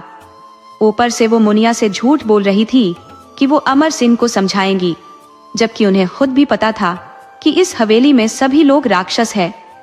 इसीलिए उन्होंने अपने बेटे आदित्य को यहाँ से दूर रखा था, ताकि वो भी इन लोगों जैसा न बन जाए। विमला जी अपने अतीत में खो गई। उनका एक छोटा सा परिवार था, वो, उनका भाई दीपू और उनके माता पिता। उनके माता पिता एक फैक्ट्री में मजदूरी करते थे। जब विमला जी सिर्फ 6 साल की थी, फैक्ट्री में एक हादसा हुआ जिसमें उनकी माता पिता और कई मजदूर मारे गए। मुआवजे के तौर पर उनके चाचा चाची को 50,000 रुपए मिले, जिसके लालच में उन्होंने विमला और दीपू को अपने घर में रख लिया। शुरुआत में सब ठीक था, लेकिन धीरे धीरे चाचा चाची का व्यवहार बदल गया। विमला जी अपने भाई को पढ़ाने के लिए दूसरों के घरों में काम करने लगी। तभी एक दिन सुमेर सिंह के पिता बलदेव सिंह ने उन्हें देख लिया। उन्होंने सुमेर सिंह के लिए रिश्ता भेजा और बदले में 50,000 रुपए का लालच दिया। विमला जी के चाचा चाची ने पैसों के लिए उनका रिश्ता सुमेर सिंह से तय कर दिया। उस वक्त सुमेर सिंह की उम्र 32-34 साल थी और विमला जी केवल 12 साल की थी। ऊपर से सुमेर सिंह का एक 8-10 साल का बेटा भी था जिसका नाम अमर सिंह था। जब विमला जी अपने ससुराल आईं, तो उन्होंने भी वही त्रासदी झेली जो आज मुनिया के साथ हो रही थी। धीरे धीरे हवेली के भीतर की एक और भयावह हकीकत से उनका सामना हुआ। हवेली में जब भी किसी महिला की बेटी होती थी तो उस नवजात बच्ची को बलदेव जी जिंदा जमीन में दफना देते थे। एक तो बेटी खोने का गम, ऊपर से उस महिला को तुरंत ही दूसरा गर्भ भी मिल जाता था। यही हालात थे कि अमर सिंह की मां ने 5 बेटियों को खोने के बाद जब अमर सिंह को जन्म दिया तो वह अत्यधिक कमजोर थी और दर्द सहन न कर पाने के कारण उनकी मृत्यु हो गई। ये सब सुनकर विमला जी में भय उत्पन्न हो गया। उन्हें अपने बच्चे को खोने का डर दिन रात सताता रहता था, लेकिन भगवान की कृपा से उन्हें बेटा हुआ। अब उन्हें यह चिंता सता रही थी कि कहीं उनका बेटा भी उनके जैसे न हो जाए, क्योंकि अमर सिंह का महिलाओं के प्रति वही रवैया था जो उसके पिता का था। इसलिए विमला जी ने अपने 3 साल के बेटे आदित्य को हॉस्टल में भेज दिया। दिन में सुमेर सिंह और रात में अमर सिंह मुनिया पर भूखे भेड़िए की तरह टूट पड़ते थे। ऐसे ही दिन गुजर रहे थे। एक दिन मुनिया को दूध पीने का मन नहीं हुआ, इसलिए उसने खिड़की से दूध बाहर फेंक दिया और लेट गई। तभी कमरे में किसी के आने की आहट सुनाई दी। उसने धीरे से आंखें खोली और देखा कि सुमेर सिंह कमरे में मौजूद है। सुमेर सिंह ने दरवाजा बंद कर उसके करीब आकर उसे छूने लगा। मुनिया ने यह सच सहन नहीं किया और उसने विरोध किया। सुमेर सिंह ने मुनिया को देखकर पहले तो चौंका, फिर बेशर्मी से हंसते हुए कहा, चलो मुनिया, तुम्हें सच्चाई तो पता चल गई। अब तुम्हारे साथ बेहोशी में कुछ नहीं करना पड़ेगा, वैसे भी तुम्हें होश में रहना ही ठीक रहेगा। मुनिया ने सुमेर सिंह से खुद को छुटकारा पाते हुए कहा, आप ऐसा क्या कर रही हैं? आपको शर्म नहीं आती? मैं आपकी बहू हूं। सुमेर सिंह ने जवाब दिया, क्या तुम्हें लगता है कि मैंने शादी के लिए खर्चा किया और तुम्हारी माँ को 2 लाख रुपए दिए? क्या यह केवल अपने बेटे के लिए था? नहीं, तुम्हें इस घर में लाया गया क्योंकि मेरे दिल ने तुम्हें पाने के लिए बहुत तड़प किया था। सुमेर सिंह ने हकलाते हुए कहा, तुम्हारी माँ को 2 लाख रुपए दिए, इसमें कौन सी बड़ी बात है? क्या तुम्हें लगता है कि मैंने तुम्हारी सुंदरता देखकर शादी की? नहीं, हम जानबूझकर गरीब परिवारों से रिश्ता जोड़ते हैं ताकि तुम लोग पैसों की चकाचौंध में खोए रहो, और अगर सच भी सामने आ जाए तो तुम लोग क्या कर सकते हो? हमने पुलिस को भी खरीद रखा है। अब मेरा मूड मत खराब करो। मुनिया ने सुमेर सिंह की बातें सुनकर सोचा कि वह इन राक्षसों के जाल को तोड़ने में असमर्थ है, इसलिए उसने खुद को सुमेर सिंह के हवाले कर दिया। सुमेर सिंह अपनी मर्जी चलाकर वहां से चला गया। मुनिया बेड पर निढाल हो गई। जो कुछ भी उसके सामने आया वह उसके लिए एक गहरे सदमे से कम नहीं था। उसे समझ नहीं आ रहा था कि ये लोग कैसे हैं जिनमें न तो मर्यादा है न इंसानियत।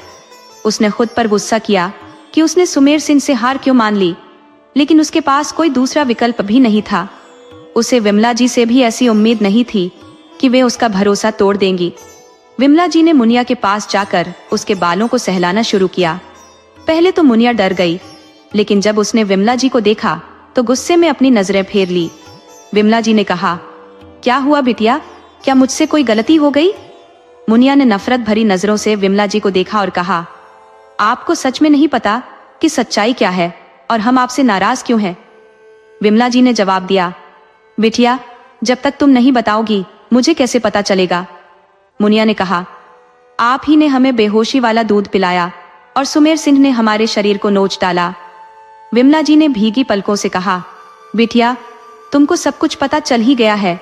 क्या लगता है मैंने तुम्हें बचाने की कोशिश नहीं की? लेकिन मैं मजबूर थी। हमारी यही किस्मत है। हम जीवन भर इस घर के पुरुषों की कठपुतली बनकर रहेंगे और ऐसे ही मर जाएंगे।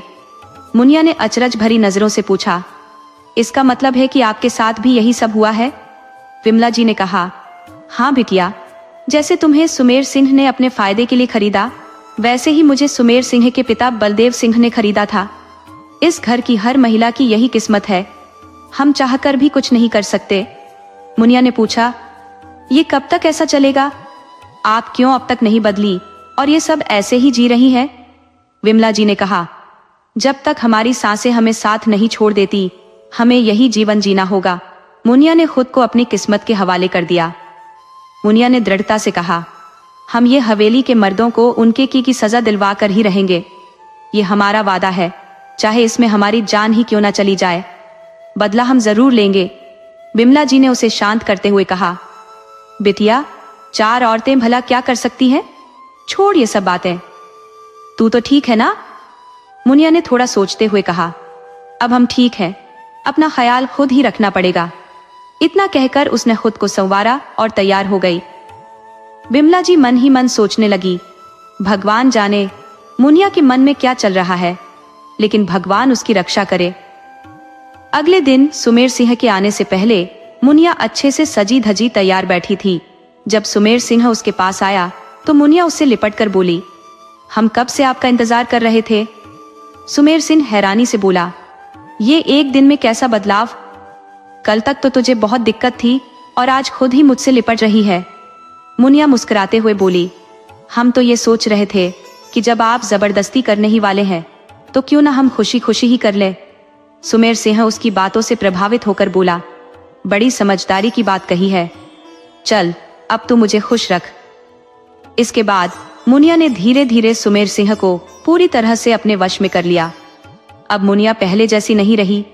उसने न केवल अपना पहनावा बदला बल्कि अपनी बातचीत का तरीका भी। हवेली में अब वही होता जो मुनिया चाहती थी। बिमला जी मुनिया के इस बदले हुए रवैये से परेशान थी, लेकिन मुनिया हमेशा बात टाल देती थी। एक दिन मुनिया बिमला जी की बेटी के साथ शतरंज खेल रही थी। तभी उसने कजरी को एक नौकरानी से कहते सुना, 3री मंजिल पर खाना पहुंचा दे। ये सुनते ही मुनिया चौकन्नी हो गई, क्योंकि उसे पता था कि 3री मंजिल पर कोई नहीं रहता था और वहां जाने पर सख्त मनाही थी। मुनिया से रहा नहीं गया और उसने बिमला जी से पूछा, माँ जी, 3री मंजिल पर कौन रहता है? जहां तक मुझे पता है वहां के सारे कमरे खाली हैं, फिर वहां खाना क्यों भेजा जा रहा है? बिमला जी ने टालते हुए कहा, मुनिया, छोड़ इन बातों को, शतरंज पर ध्यान दे। पर मुनिया ने जिद करते हुए कहा, नहीं माँ जी, बताइए ना, नहीं तो मैं खुद जाकर पता कर लूंगी। आखिरकार बिमला जी ने गहरी सांस लेते हुए कहा, वहां मोहिनी रहती है, तेरे पति की पहली पत्नी। जब उसने पहली बेटी को जन्म दिया था तो अमर सिंह ने उस बच्ची को जिंदा ही जमीन में दफना दिया और उसे बताया कि बच्ची मरी हुई पैदा हुई थी। दूसरी बार भी वही होने वाला था, पर इस बार उसे होश आ गया और उसने अपनी बेटी को बचाने के लिए अमर सिंह पर चाकू से हमला कर दिया। तभी से उसे कमरे में बंद कर दिया गया है। अब वो फिर से मां बनने वाली है और भगवान से यही प्रार्थना करती है कि इस बार उसे बेटा हो, ताकि उसे इस कैद से आजादी मिल सके। बिमला जी दुखी आवाज में ये सब बातें मुनिया को बता रही थी। मुनिया हैरान होकर बोली, लेकिन माँ जी, आपने ये बात मुझे पहले क्यों नहीं बताई? बिमला जी ने जवाब दिया, इसलिए कि तू बेवजह परेशान हो जाती। हम कर भी क्या सकते हैं? मुनिया ने दृढ़ता से कहा, आप नहीं कर सकती, लेकिन मैं कर सकती हूँ। बिमला जी ने उसकी तरफ हाथ रखते हुए कहा, पर कैसे बिटिया? बस खुद को किसी मुसीबत में मत डालना।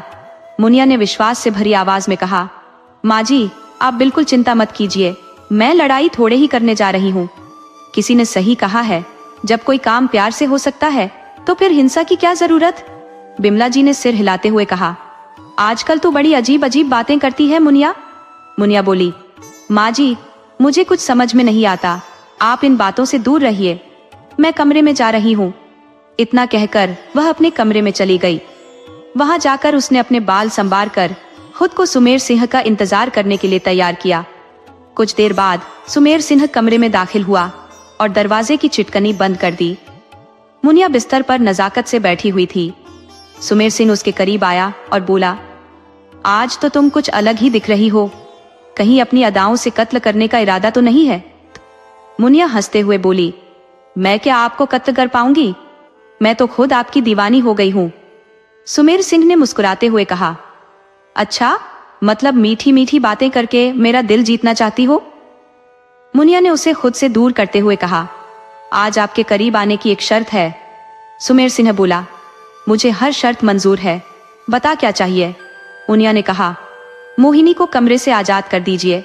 मैं गारंटी लेती हूँ कि वो अब किसी को नुकसान नहीं पहुंचाएगी। सुमेर सिंह ने हैरान होते हुए कहा, तू कैसी औरत है, अपनी सौतन को आजाद करना चाहती है? मुनिया बोली, ये मैं आपके भले के लिए कह रही हूँ। अगर उसकी कोख में इस खानदान का वारिस हुआ और देखरेख की कमी के कारण वो पेट में ही मर गया तो? सुमेर सिंह ने उसकी ठुड्डी पकड़कर कहा, तू सही कह रही है, लेकिन मुझे इस खानदान का वारिस तुझसे चाहिए। तू ही ये घर का वारिस देगी। मुनिया ने मुस्कुराते हुए कहा, मैं तो दूंगी ही, पर अगर मोहिनी से भी इस घर को वारिस मिल जाए तो क्या बुरा है? सुमेर सिंह बोला, ठीक है, जो करना है कर ले। वैसे भी तू इस घर की मालकिन है, पर मुझसे अब सब्र नहीं होता। चल अब मेरे पास आ। मुनिया ने कहा, बस एक बात और सुन लीजिए। सुमेर सिंह बोला, हाँ बोल, क्या बात है? मुनिया ने कहा, अगर आपके बेटे ने मोहिनी को आजाद करने से रोका तो? सुमेर सिंह ने जवाब दिया, उसे बोल देना कि ये सुमेर सिंह का हुक्म है, उसके बाद उसकी हिम्मत नहीं होगी तेरे रास्ते में आने की। मुनिया ने सुमेर सिंह के सामने समर्पण करते हुए कहा, आज आपने मुझे खुश कर दिया, अब जो चाहे कर लीजिए, ये मुनिया आपकी गुलाम है। सुमेर सिंह ने मनमानी करते हुए कहा, अब मोहिनी को आजाद तो कर पाऊंगी?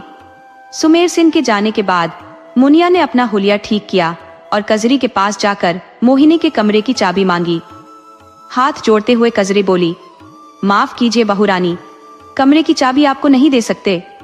मुनिया बोली, मुझे सुमेर सिंह ने कहा है मोहिनी को आजाद करने के लिए। कजरी डरते हुए बोली, देख लीजिए बहू रानी, अगर छोटे मालिक को पता चल गया तो वो हमें नहीं छोड़ेंगे। मुनिया ने दृढ़ता से कहा, उन्हें कह देना कि जो भी बात करनी है मुझसे आकर करे। कजरी ने डरते हुए कहा, ठीक है बहू रानी। मुनिया ने चाबी ली और सीढ़ियों से तीसरी मंजिल की ओर बढ़ गई। कजरी मन ही मन सोच रही थी, अभी तो बहू रानी ने बड़ी बहू को बचा लिया, पर जब ये खुद गर्भवती हो जाएगी तो फिर कुछ नहीं कर पाएगी।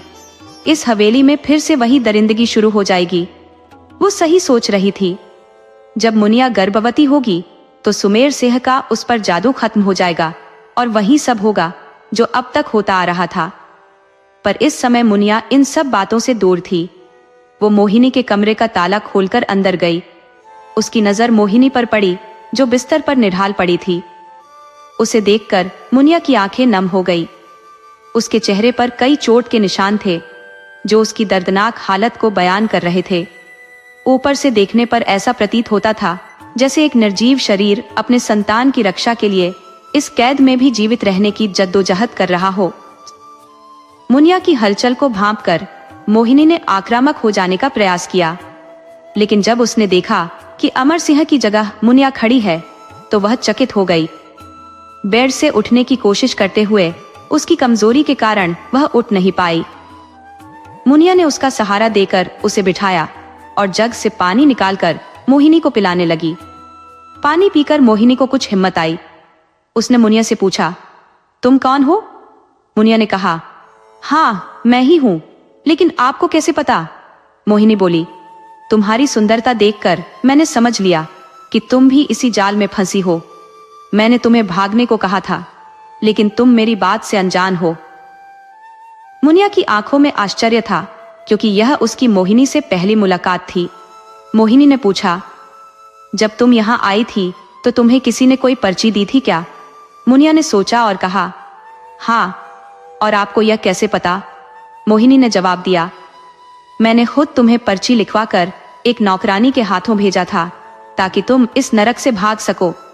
मुनिया ने कहा, मैं भाग भी जाती, लेकिन भागने का कोई रास्ता नहीं था और न ही कोई ठिकाना था। अगर मैं यहाँ नहीं होती तो कोई और मुनिया होती और यह सिलसिला चलता रहता। मोहिनी ने कहा, तुमने ठीक कहा मुनिया, लेकिन तुम जाती भी तो जाती कहाँ? जब तुम्हारी सौतेली माँ ने तुम्हें बेच दिया, मैंने जानबूझकर अपनी जिंदगी को बर्बाद कर लिया। मुनिया ने पूछा, आपकी बात का मतलब क्या है? मोहिनी ने कहा, मतलब मैंने अपनी मर्जी से अमर सिंह से शादी की थी। अमर सिंह से मेरी कॉलेज में मुलाकात हुई और मुझे नहीं पता क्यों मुझे उससे प्यार हो गया। उसने भी प्यार का नाटक किया। मैंने कभी नहीं सोचा था कि वह ऐसा हो सकता है। मेरे सामने वह हमेशा अच्छा बनने का ढोंग करता रहा। जब मैंने अपने परिवार को इसके बारे में बताया तो उन्होंने साफ मना कर दिया। अमर सिंह ने मुझसे कोर्ट मैरिज करने को कहा तो मैंने हाँ कर दिया, क्योंकि मुझे उसके अलावा कोई और नजर नहीं आता था। शादी के बाद जब मैं यहाँ आई तो मुझे उसकी और इस हवेली की सच्चाई धीरे धीरे समझ में आने लगी। जब मैंने इसका विरोध किया तो मुझे यहाँ बंद कर दिया गया।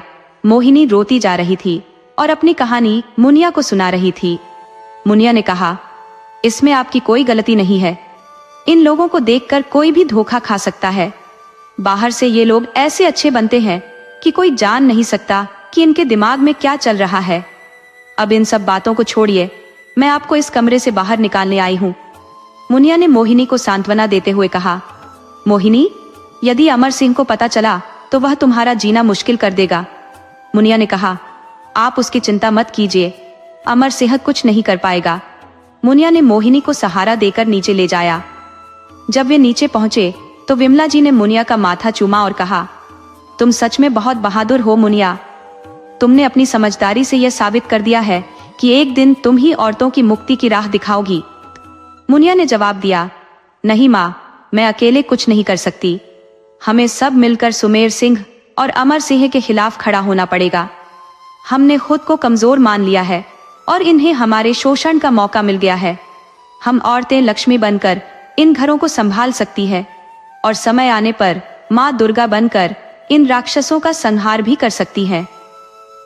जैसे ही सुमेर सिंह के कदमों की आहट आई, मुनिया तुरंत चुप हो गई और उसके साथ कमरे में चली गई। ये सारा दृश्य मोहिनी को थोड़ा अजीब लगा तो उसने विमला जी से पूछने का सोचा, लेकिन इससे पहले कि वो कुछ कहती, विमला जी ने उसे इशारे से चुप रहने को कहा और उसे कमरे में ले जाकर आराम से बिस्तर पर लेटा दिया। मोहिनी ने हैरानी से पूछा, माँ जी, ये सब क्या हो रहा है? मुझे तो लगा था कि मुनिया इन सब के खिलाफ खड़ी होगी, पर उसने तो खुद को सुमेर सिंह के हवाले कर दिया है। विमला जी थोड़ी असमंजस में बोली, मुझे भी नहीं समझ आता कि मुनिया के मन में क्या चल रहा है, पर शायद उसने सोच समझकर ही ये किया होगा, नहीं तो तुझे इतनी आसानी से आजादी न मिलती। पता नहीं उसने सुमेर सिंह से क्या कहा कि वो तुझे छोड़ने के लिए तैयार हो गया। खैर बेटा, अब इन सब बातों को छोड़, आराम कर। मैं तेरे लिए कुछ खाने को लेकर आती हूँ।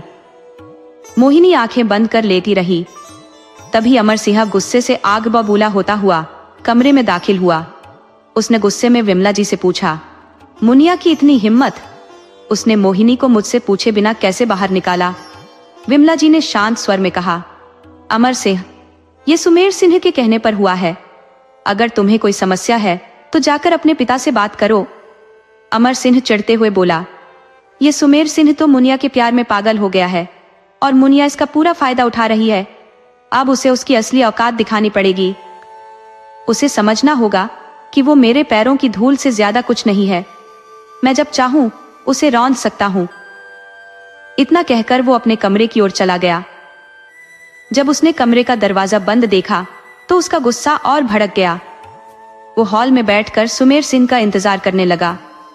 उसे सुमेर सिंह पर गुस्सा था, लेकिन अपना सारा क्रोध वो मुनिया पर निकालना चाहता था। जैसे ही उसने सुमेर सिंह को हॉल से बाहर जाते देखा, उसके चेहरे पर एक शैतानी मुस्कान फैल गई।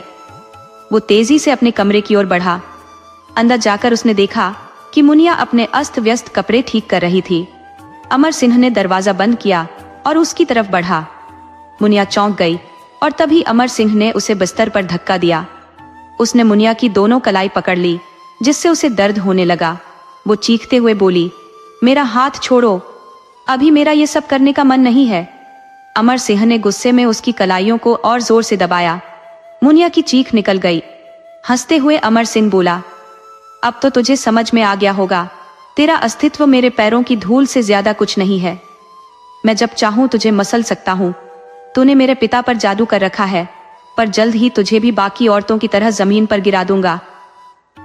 मुनिया ने अमर सिंह को धक्का दिया और तुरंत बेड से कूदकर खड़ी हो गई। उसने पास पड़ी मेज से चाकू उठाया और उसे लहराते हुए बोली, आओ पकड़ो मुझे, अभी तो बहुत मर्द बन रहे थे। अमर सिंह घबराकर भागते हुए बोला, तुझे बाद में देखता हूं मुनिया। इस बीच विमला जी की देखभाल से मोहिनी अब पहले से काफी बेहतर महसूस कर रही थी। उसका अंतिम महीना चल रहा था, इसलिए मुनिया भी उसके पास ज्यादा वक्त बिताती थी। एक दिन अचानक मोहिनी को तेज दर्द होने लगा। वो दर्द में कराहने लगी। मुनिया घबरा गई और तुरंत विमला जी को बुलाने चली गई। उसने घबराते हुए कहा, माँ, पता नहीं मोहिनी दीदी को क्या हो गया है, वो दर्द से चीख रही है। विमला जी ने उसे शांत करते हुए कहा, बेटा घबराओ मत, उसकी डिलीवरी का समय आ गया है, इसलिए उसे दर्द हो रहा है। मैं अभी दाई माँ को बुलवाती हूँ। विमला जी ने मुनिया को मोहिनी के पास रुकने को कहा और खुद एक नौकरानी को दाई माँ बुलाने भेज दिया। फिर उन्होंने जरूरत की चीजें जुटानी शुरू कर दी और भगवान से प्रार्थना करने लगी, हे भगवान, सब कुशल मंगल रखना। इस बार मोहिनी को एक बेटा देने की गुजारिश थी, ताकि वो भी अपनी संतान को सीने से लगा सके। एक माँ के लिए अपने बच्चे को खोने से बड़ा कोई दुख नहीं होता। इतने में कजरी आई और बोली, मालकिन, दाई माँ आ गई है। बिमला जी ने कहा, उन्हें मोहिनी के कमरे में ले जाओ, मैं भी अभी आती हूँ। कजरी दाई माँ को लेकर मोहिनी के पास गई और उनके पीछे पीछे बिमला जी भी पहुंच गई। मुनिया ये सब कुछ देख रही थी, पर उसे यह सब सहन नहीं हो रहा था, इसलिए वो कमरे के बाहर बैठ गई और प्रार्थना करने लगी कि मोहिनी और उसका बच्चा सुरक्षित रहे। कुछ समय बाद कजरी और दाई माँ कमरे से बाहर आई, लेकिन उनके चेहरे पर मायूसी थी। उन्हें देखकर मुनिया घबरा गई और तुरंत बोली, कजरी दीदी, क्या हुआ, सब ठीक तो है ना? कजरी भीगी आंखों से बोली, बहू रानी, दोनों ठीक है। मुनिया ने फिर पूछा, तो फिर आप लोग इतने उदास क्यों हैं? कजरी ने कहा, बड़ी बहू रानी को एक बेटी हुई है। ये सुनकर मुनिया मोहिनी के पास भागी और देखा कि मोहिनी और बिमला जी रो रही थी। मुनिया ने मोहिनी की बेटी को गोद में उठाकर उसे प्यार करते हुए कहा, अरे तू तो बड़ी प्यारी है, बिल्कुल मेरी जैसी। मोहिनी रोते हुए बोली, मेरी बेटी को बचा लो मुनिया, इसके बिना मैं मर जाऊंगी। मुनिया ने उसे सांत्वना देते हुए कहा, तुम चिंता मत करो, जब तक मैं हूं कुछ नहीं होगा। अगर इसे बचाने के लिए मुझे अपनी जान भी देनी पड़ी तो पीछे नहीं हटूंगी। अचानक किसी के तेजी से आने की आहट सुनकर मोहिनी डर गई और अपनी बेटी को आंचल में छिपाने लगी। मुनिया ने फौरन दरवाजा बंद कर दिया। बाहर से अमर सिंह जोर जोर से दरवाजे पर लात मारते हुए चिल्लाया, मुनिया दरवाजा खोल, नहीं तो मैं तुझे जान से मार दूंगा। मुनिया ने ठंडी आवाज में कहा, मैं दरवाजा नहीं खोलूंगी, जो करना है कर ले। अमर सिंह बोला, अगर तूने दरवाजा नहीं खोला तो मैं इसे तोड़ दूंगा। बिमला जी ने मुनिया से कहा, बिटिया दरवाजा खोल दे, नहीं तो वो तुझे भी मार डालेगा। लेकिन मुनिया ने दृढ़ता से कहा, चाहे कुछ भी हो जाए माँ जी, मैं दरवाजा नहीं खोलूंगी। अमर सिंह गुस्से से बोला, ठीक है, फिर मैं दरवाजा तोड़ता हूँ। और उसने अपने आदमियों को आवाज लगाई। उसके आदमी लोहे के हथियारों से दरवाजे पर वार करने लगे। दरवाजा टूटने की आवाज सुनकर मोहिनी और बिमला जी डर गई, लेकिन मुनिया मोहिनी के पास बैठकर उसे हिम्मत देती रही। कुछ ही मिनटों में दरवाजा जमीन पर गिर चुका था और अमर सिंह कमरे में घुस आया। वो मोहिनी के बच्चे को छीनने के लिए आगे बढ़ा, लेकिन मुनिया उसके सामने दीवार बनकर खड़ी हो गई। अमर सिंह आगा बूला होकर उसे दीवार की ओर धकेल दिया। मुनिया का सिर दीवार से टकराया और खून बहने लगा। वो बेहोश होकर वहीं गिर गई। बिमला जी ने पानी के छींटे मारकर उसे होश में लाने की कोशिश की। उसी समय अमर सिंह ने मौके का फायदा उठाकर मोहिनी के हाथ से बच्ची छीन ली और जाने लगा। मोहिनी ने हिम्मत जुटाई और अमर सिंह के कंधे से लटकी बंदूक उठाकर उस पर तान दी। वो चिल्लाई, मेरी बेटी को छोड़ दो, वरना मैं तुम्हें जान से मार दूंगी। अमर सिंह हंसते हुए बोला, तुम मुझे गोली मारेगी? बंदूक चलानी आती भी है तुझे? मोहिनी ने बिना कुछ कहे बंदूक का घोड़ा दबा दिया। गोली सीधा अमर सिंह के कंधे में लगी। उसने गुस्से में बच्ची को जमीन पर पटक दिया और अपने आदमी को बुलाकर कहा, माँ और बेटी दोनों को खत्म कर दो। फिर उसने मोहिनी पर 2 गोलियां चला दी, जिससे मोहिनी लहूलुहान होकर बिस्तर पर गिर पड़ी। अमर सिंह ने अपने आदमियों से कहा, दोनों को यहां से ले जाकर दफना दो। बिमला जी हाथ जोड़कर विनती करने लगी, अमर ऐसा मत करो, कम से कम बच्ची को मुझे दे दो। अमर सिंह हंसते हुए बोला, अभी देता हूं। और उसने बच्ची के सीने में एक गोली दाग दी। उसके आदमियों ने मोहिनी और उसकी बच्ची की लाशें उठा ली और वहां से चले गए। विमला जी मुनिया को उठाने की कोशिश करती रही, लेकिन जब कोई फायदा नहीं हुआ तो उन्होंने कजरी की मदद से मुनिया को उसके कमरे में पहुंचाया और डॉक्टर को बुलाया। थोड़ी देर में डॉक्टर आया।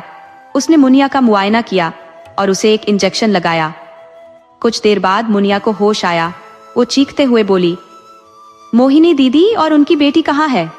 डॉक्टर ने उसे शांत करने की कोशिश करते हुए कहा, शांत हो जाइए, इतना तनाव लेना आपके लिए ठीक नहीं है। आप माँ बनने वाली है। मुनिया ने चौंक कर कहा, क्या? डॉक्टर ने कहा, हाँ, अब आपको अपना ख्याल अच्छे से रखना होगा। फिर उसने बिमला जी को कुछ दवाइयां दी और चला गया। नहीं, जो बातें समझाकर चले गए उनके बाद मुनिया बिमला जी से पूछने लगी, माँ, मोहिनी दीदी और उनकी बेटी कैसी है और मैं यहाँ कैसे आ गई? बिमला जी ने सिर झुकाते हुए कहा, तू अब अपनी चिंता कर, दूसरों की नहीं। मुनिया घबराते हुए बोली, माँ, सच सच बताइए, सब ठीक तो है ना? बिमला जी आंसू बहाते हुए बोली, कुछ भी ठीक नहीं है बेटी। अमर ने मोहिनी और उसकी बच्ची को मार डाला, उनकी लाशें उठा ली गई है। मुनिया आंसुओं के साथ बोली, आप झूठ बोल रही हैं माँ जी, ऐसा कुछ नहीं हो सकता। मैंने मोहिनी दीदी से वादा किया था कि मैं उनकी बच्ची को बचाऊंगी। बिमला जी ने मुनिया को अपनी बाहों में भरते हुए कहा, रो मत मेरी बच्ची, तुझे खुश होना चाहिए कि मोहिनी और उसकी बच्ची को इस नर्क से मुक्ति मिल गई है। अब वे इस हवेली के भीतर पल पल तड़पने से मुक्त हो गई है। मुनिया को बहलाकर सुलाने के बाद बिमला जी खुद अपने विचारों में खो गई। जब से मुनिया इस हवेली में आई है तब से कितनी औरतें जुल्मों का शिकार हुई है, कितनों ने अपनी जान गंवाई है, और मोहिनी के साथ जो हुआ वह सबसे भयानक था। मुनिया को अपने आप पर शर्म आ रही थी, क्योंकि एक और मुनिया थी जो मोहिनी के लिए अपनी जान देने को तैयार थी, और दूसरी ओर बिमला जी थी जो सब कुछ एक पत्थर की तरह देखती रही। सामिया सिंह की आवाज सुनकर सुमेर सिंह अपने विचारों से बाहर आया और कमरे से बाहर जाने का इशारा किया। बिमला जी ने कहा, मुनिया की तबीयत ठीक नहीं है, वह गर्भवती है, उसे आराम करने दीजिए। सुमेर सिंह ने उत्तर दिया, क्या वह पहली औरत है जो गर्भवती है? इस घर में हर औरत के साथ यही सब हुआ है और होता रहेगा। यदि तुम इसमें दखल दोगी तो बहुत बुरा होगा। जाओ यहां से। विमला जी ने एक बार मुनिया को देखा और फिर कमरे से बाहर चली गई। सुमेर सिंह ने दरवाजा बंद किया और मुनिया के पास आकर बैठ गया। मुनिया की नींद खुल गई। सुमेर सिंह ने कहा, तुम जाग गई हो मुनिया, अब मुझे कुछ करो और मेरे साथ अपना साथ दो। मुनिया उठने की कोशिश करने लगी, लेकिन कमजोरियों के कारण वह उठ नहीं पा रही थी। उसने कहा, आज मेरी तबीयत ठीक नहीं है, मुझे बहुत कमजोरी लग रही है। सुमेर सिंह ने कहा, फिर क्या हुआ? अगर कमजोरी लग रही है तो लेटी रहो। सुमेर सिंह के जाने के बाद मुनिया रोने लगी। आज वह मोहिनी की तरह बेबस महसूस कर रही थी। गर्भवती होना यह किसी सजा से कम नहीं था। बच्चे के गर्भ में आने के बाद शरीर में बहुत से बदलाव होते हैं। कभी अचानक से मितली आती है तो कभी थकान महसूस होती है, लेकिन यहाँ इन सब चीजों की कोई कद्र नहीं थी। उन्हें सिर्फ अपनी भूख मिटानी थी हर हाल में। मुनिया सोच रही थी कि चाहे बेटा हो या बेटी, उसे हार ही हार का सामना करना पड़ेगा। अगर बेटा हुआ तो वह भी इन लोगों की तरह बन जाएगा और औरतों पर अत्याचार करेगा, और अगर बेटी हुई तो उसे मार दिया जाएगा। यही सब सोचते सोचते उसका समय बीत रहा था। मुनिया, जो पहले बहादुरी का प्रतीक थी, अब खोई हुई सी लग रही थी। उसकी जगह एक खामोशी ने ले ली थी, जो हर पल एक भय के साए में जी रही थी। विमला जी ने मुनिया से बात करने की कोशिश की, लेकिन सब व्यर्थ था। मुनिया ने अपने चारों ओर एक मजबूत दीवार खड़ी कर ली थी, जिसमें वह हर पल अपनी चिंताओं में डूबी रहती थी। एक दिन मुनिया अपने कमरे में उदासी में खोई हुई थी कि किसी ने दरवाजा खटखटाया। मुनिया ने कहा, आ जाइए। उसे लगा कि कजरी है, इसीलिए उसने दरवाजा खोले बिना ही कह दिया। अचानक एक आकृति कमरे में दाखिल हुई और उसने मुनिया के पैर छुए। मुनिया ने हड़बड़ाकर उसकी ओर देखा। वो हट्टा कट्टा नौजवान था, और इससे पहले कि मुनिया कुछ पूछ पाती, वो नौजवान बोला, अरे परेशान मत होइए, मैं आपके बारे में सब जानता हूँ। मुनिया थोड़ी हैरान होकर बोली, मैं तुम्हें जानती तक नहीं। नौजवान ने मुस्कुराते हुए कहा, आप मुनिया है ना? मुनिया ने हामी भरते हुए पूछा। हाँ, लेकिन तुम कौन हो? नौजवान ने कहा, मैं आदित्य हूँ, आपका देवर। अब पहचान में आया? मुनिया एकदम चौंकी। तू माझी का बेटा है, आदित्य? आदित्य ने हंसते हुए कहा, हाँ, बिल्कुल सही पहचाना। माँ ने आपके बारे में जितना बताया है वो तो कम है। और हाँ, मैं चाचा बनने वाला हूँ। मुनिया थोड़ी उदास होकर बोली। हाँ, आदित्य। आदित्य को उसकी उदासी खटकी। आप उदास क्यों हो गई? मैंने कुछ गलत कह दिया क्या? मुनिया ने उसकी बात को टालते हुए कहा, नहीं, मैं बस अपनी किस्मत पर हंस रही हूँ। माँ सही कहती थी, लेकिन तेरा स्वभाव इस हवेली के मर्दों से अलग है। आदित्य ने गंभीर होकर कहा, प्रेगनेंसी में उदास होना ठीक नहीं होता, इससे बच्चे का स्वभाव भी प्रभावित हो सकता है। मुनिया थोड़े तल्ख लहजे में बोली, तो अब मैं क्या करूं? भगवान ने मुझे ऐसी राह पर खड़ा कर दिया है जहां कोई रास्ता दिखता ही नहीं। वो अपने अंदर ही अंदर कुश्ती लड़ रही थी कि क्या सही है और क्या नहीं। तभी आदित्य ने कहा, आपने मांझी से मुलाकात की? मुनिया ने सर हिलाकर कहा, अभी नहीं। आदित्य ने कहा, अच्छा, मैं अब चलता हूं, आप आराम करें। इतना कहकर आदित्य कमरे से निकल गया। उसके जाने के बाद मुनिया सोचने लगी, माँ सही कहती थी, आदित्य बाकी मर्दों से बिल्कुल अलग है। माँ का त्याग वाकई सही दिशा में गया। फिर उसकी सोच और गहरी हो गई।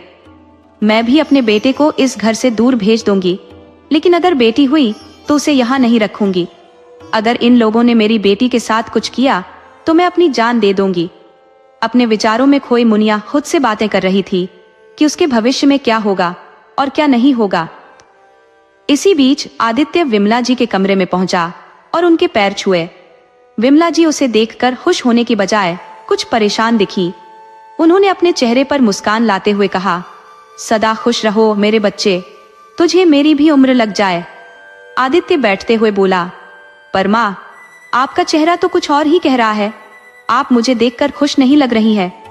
विमला जी ने हंसते हुए कहा, अरे कैसी बातें कर रहा है, अपनी माँ अपने बेटे को देखकर खुश क्यों नहीं होगी?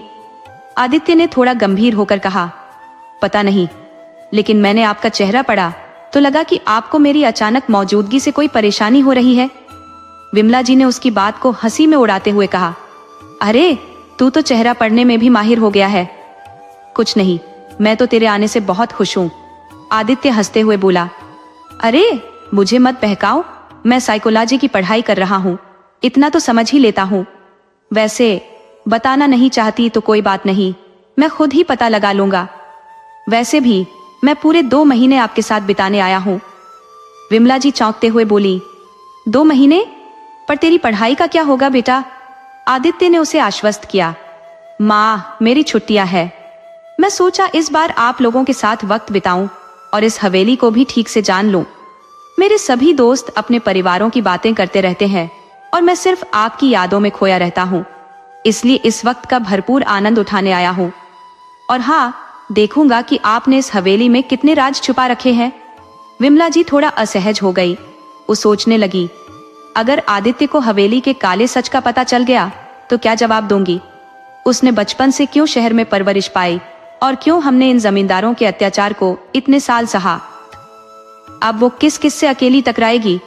आदित्य ने अपनी माँ को विचारों में खोया देखा तो हंसते हुए बोला, अरे माँ, मैं तो बस मजाक कर रहा था, आप तो सच में गंभीर हो गई। क्या मुझे आज भूखा ही रखना है? विमला जी मुस्कुराते हुए बोली, हो बेटा, तुझे देखकर मैं खुशी में सब कुछ भूल ही गई थी। अभी लाती हूँ खाना, तब तक तू फ्रेश हो जा। इतना कहकर वो रसोई की तरफ चली गई। आदित्य अपने मन में सोचने लगा, ये क्या माजरा है? माँ मुझे देखकर परेशान लग रही थी और मुनिया भाभी भी कुछ उदास दिख रही थी। आखिर क्या चल रहा है जो मुझसे छुपाया जा रहा है? वो खुद से बातें कर रहा था कि तभी उसके पिता सुमेर सिंह कमरे में दाखिल हुए। आदित्य झुककर उनके पैर छूने लगा, लेकिन सुमेर सिंह कड़क आवाज में बोले, ये क्या कर रहा है? तू मेरा खून है, किसी के पैर छूना तेरे लायक नहीं है। ये हाथ बंदूक उठाने के लिए बने हैं, पैर छूने के लिए नहीं। आदित्य कुछ समझ नहीं पाया, लेकिन वो कुछ कहने की हिम्मत भी नहीं कर सका। इतने में बिमला जी खाना लेकर आ गई। सुमेर सिंह को देखते ही उनके चेहरे का रंग उड़ गया और ये आदित्य ने साफ देख लिया, पर वो अनजान बनकर सब देखता रहा। सुमेर सिंह गुस्से से बोले, तुम्हारी वजह से मेरा बेटा ऐसा हो गया है। किसी के सामने झुकना हमारे खून के खिलाफ है और ये पैर छू रहा है। कोई बात नहीं, इसे हम अपने जैसा बना देंगे। बिमला जी कुछ कहने को हुई, पर सुमेर सिंह कमरे से बाहर निकल गए। आदित्य ने माँ से पूछा, माँ, ये पापा क्या बोल रहे थे? बड़ों के पैर छूना इज्जत की बात होती है, फिर वो ऐसा क्यों कह रही हैं? बिमला जी मुस्कुराते हुए बोली, बेटा, तुम्हारे पापा कभी गांव से बाहर नहीं गए, उनकी सोच वहीं की है। धीरे धीरे उन्हें समझ आएगा कि तू सही है और वो गलत है। अब इन सब बातों को छोड़ और खाना खा। बिमला जी अपने हाथ से उसे निवाला खिलाने लगी। दिन बीत रहे थे, पर आदित्य को कुछ अजीब सा लगने लगा था। मुनिया भाभी के प्रति उसका लगाव बढ़ रहा था, जो उसे गलत लगता था। वो जानता था कि ये सही नहीं है, इसलिए वो जितना हो सके मुनिया से दूर रहने की कोशिश करने लगा। एक दिन वो यूं ही दिल्ली में घूम रहा था, तभी उसने देखा कि सुमेर सिंह मुनिया भाभी के कमरे की तरफ जा रहे थे। आदित्य ने पहले सोचा कि वो कोई काम से गए होंगे, पर जब काफी देर तक वो बाहर नहीं आए तो आदित्य को चिंता होने लगी। वो मुनिया के कमरे की ओर बढ़ गया और देखा कि कमरे का दरवाजा बंद है और अंदर से हल्की आवाजें आ रही हैं। उसे समझ नहीं आ रहा था कि ऐसा कौन सा काम हो सकता है जो पापा और मुनिया भाभी बंद कमरे में कर रहे हैं। आदित्य सीधे माँ के पास गया, जो अपने कमरे में बैठी बाल संवार रही थी। माँ, मुझे आपसे कुछ बात करनी है, आदित्य बोला। बिमला जी बालों को छोड़ उसकी ओर मुड़ी और बेटे के चेहरे की गंभीरता को देखकर चौंक गई। फिर खुद को संयत करते हुए बोली, पहले बैठ जा बेटा, फिर पूछ क्या पूछना है।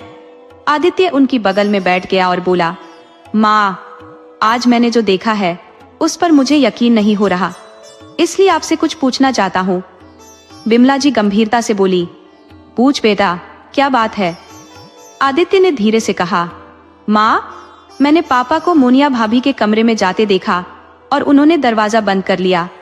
ऐसा कौन सा काम है जो पापा दरवाजा बंद करके करते हैं?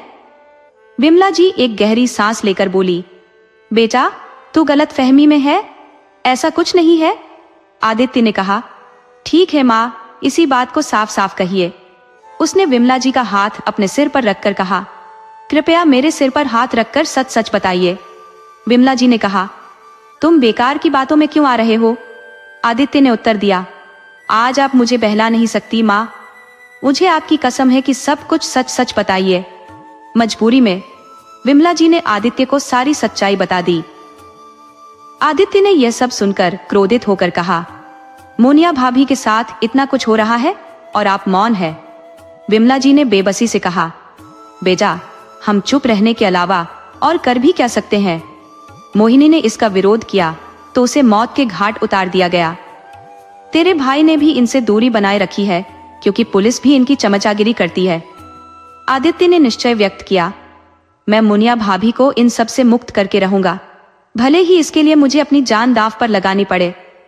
बिमला जी ने जवाब दिया, पर तू मुनिया को आजाद करके करेगा क्या?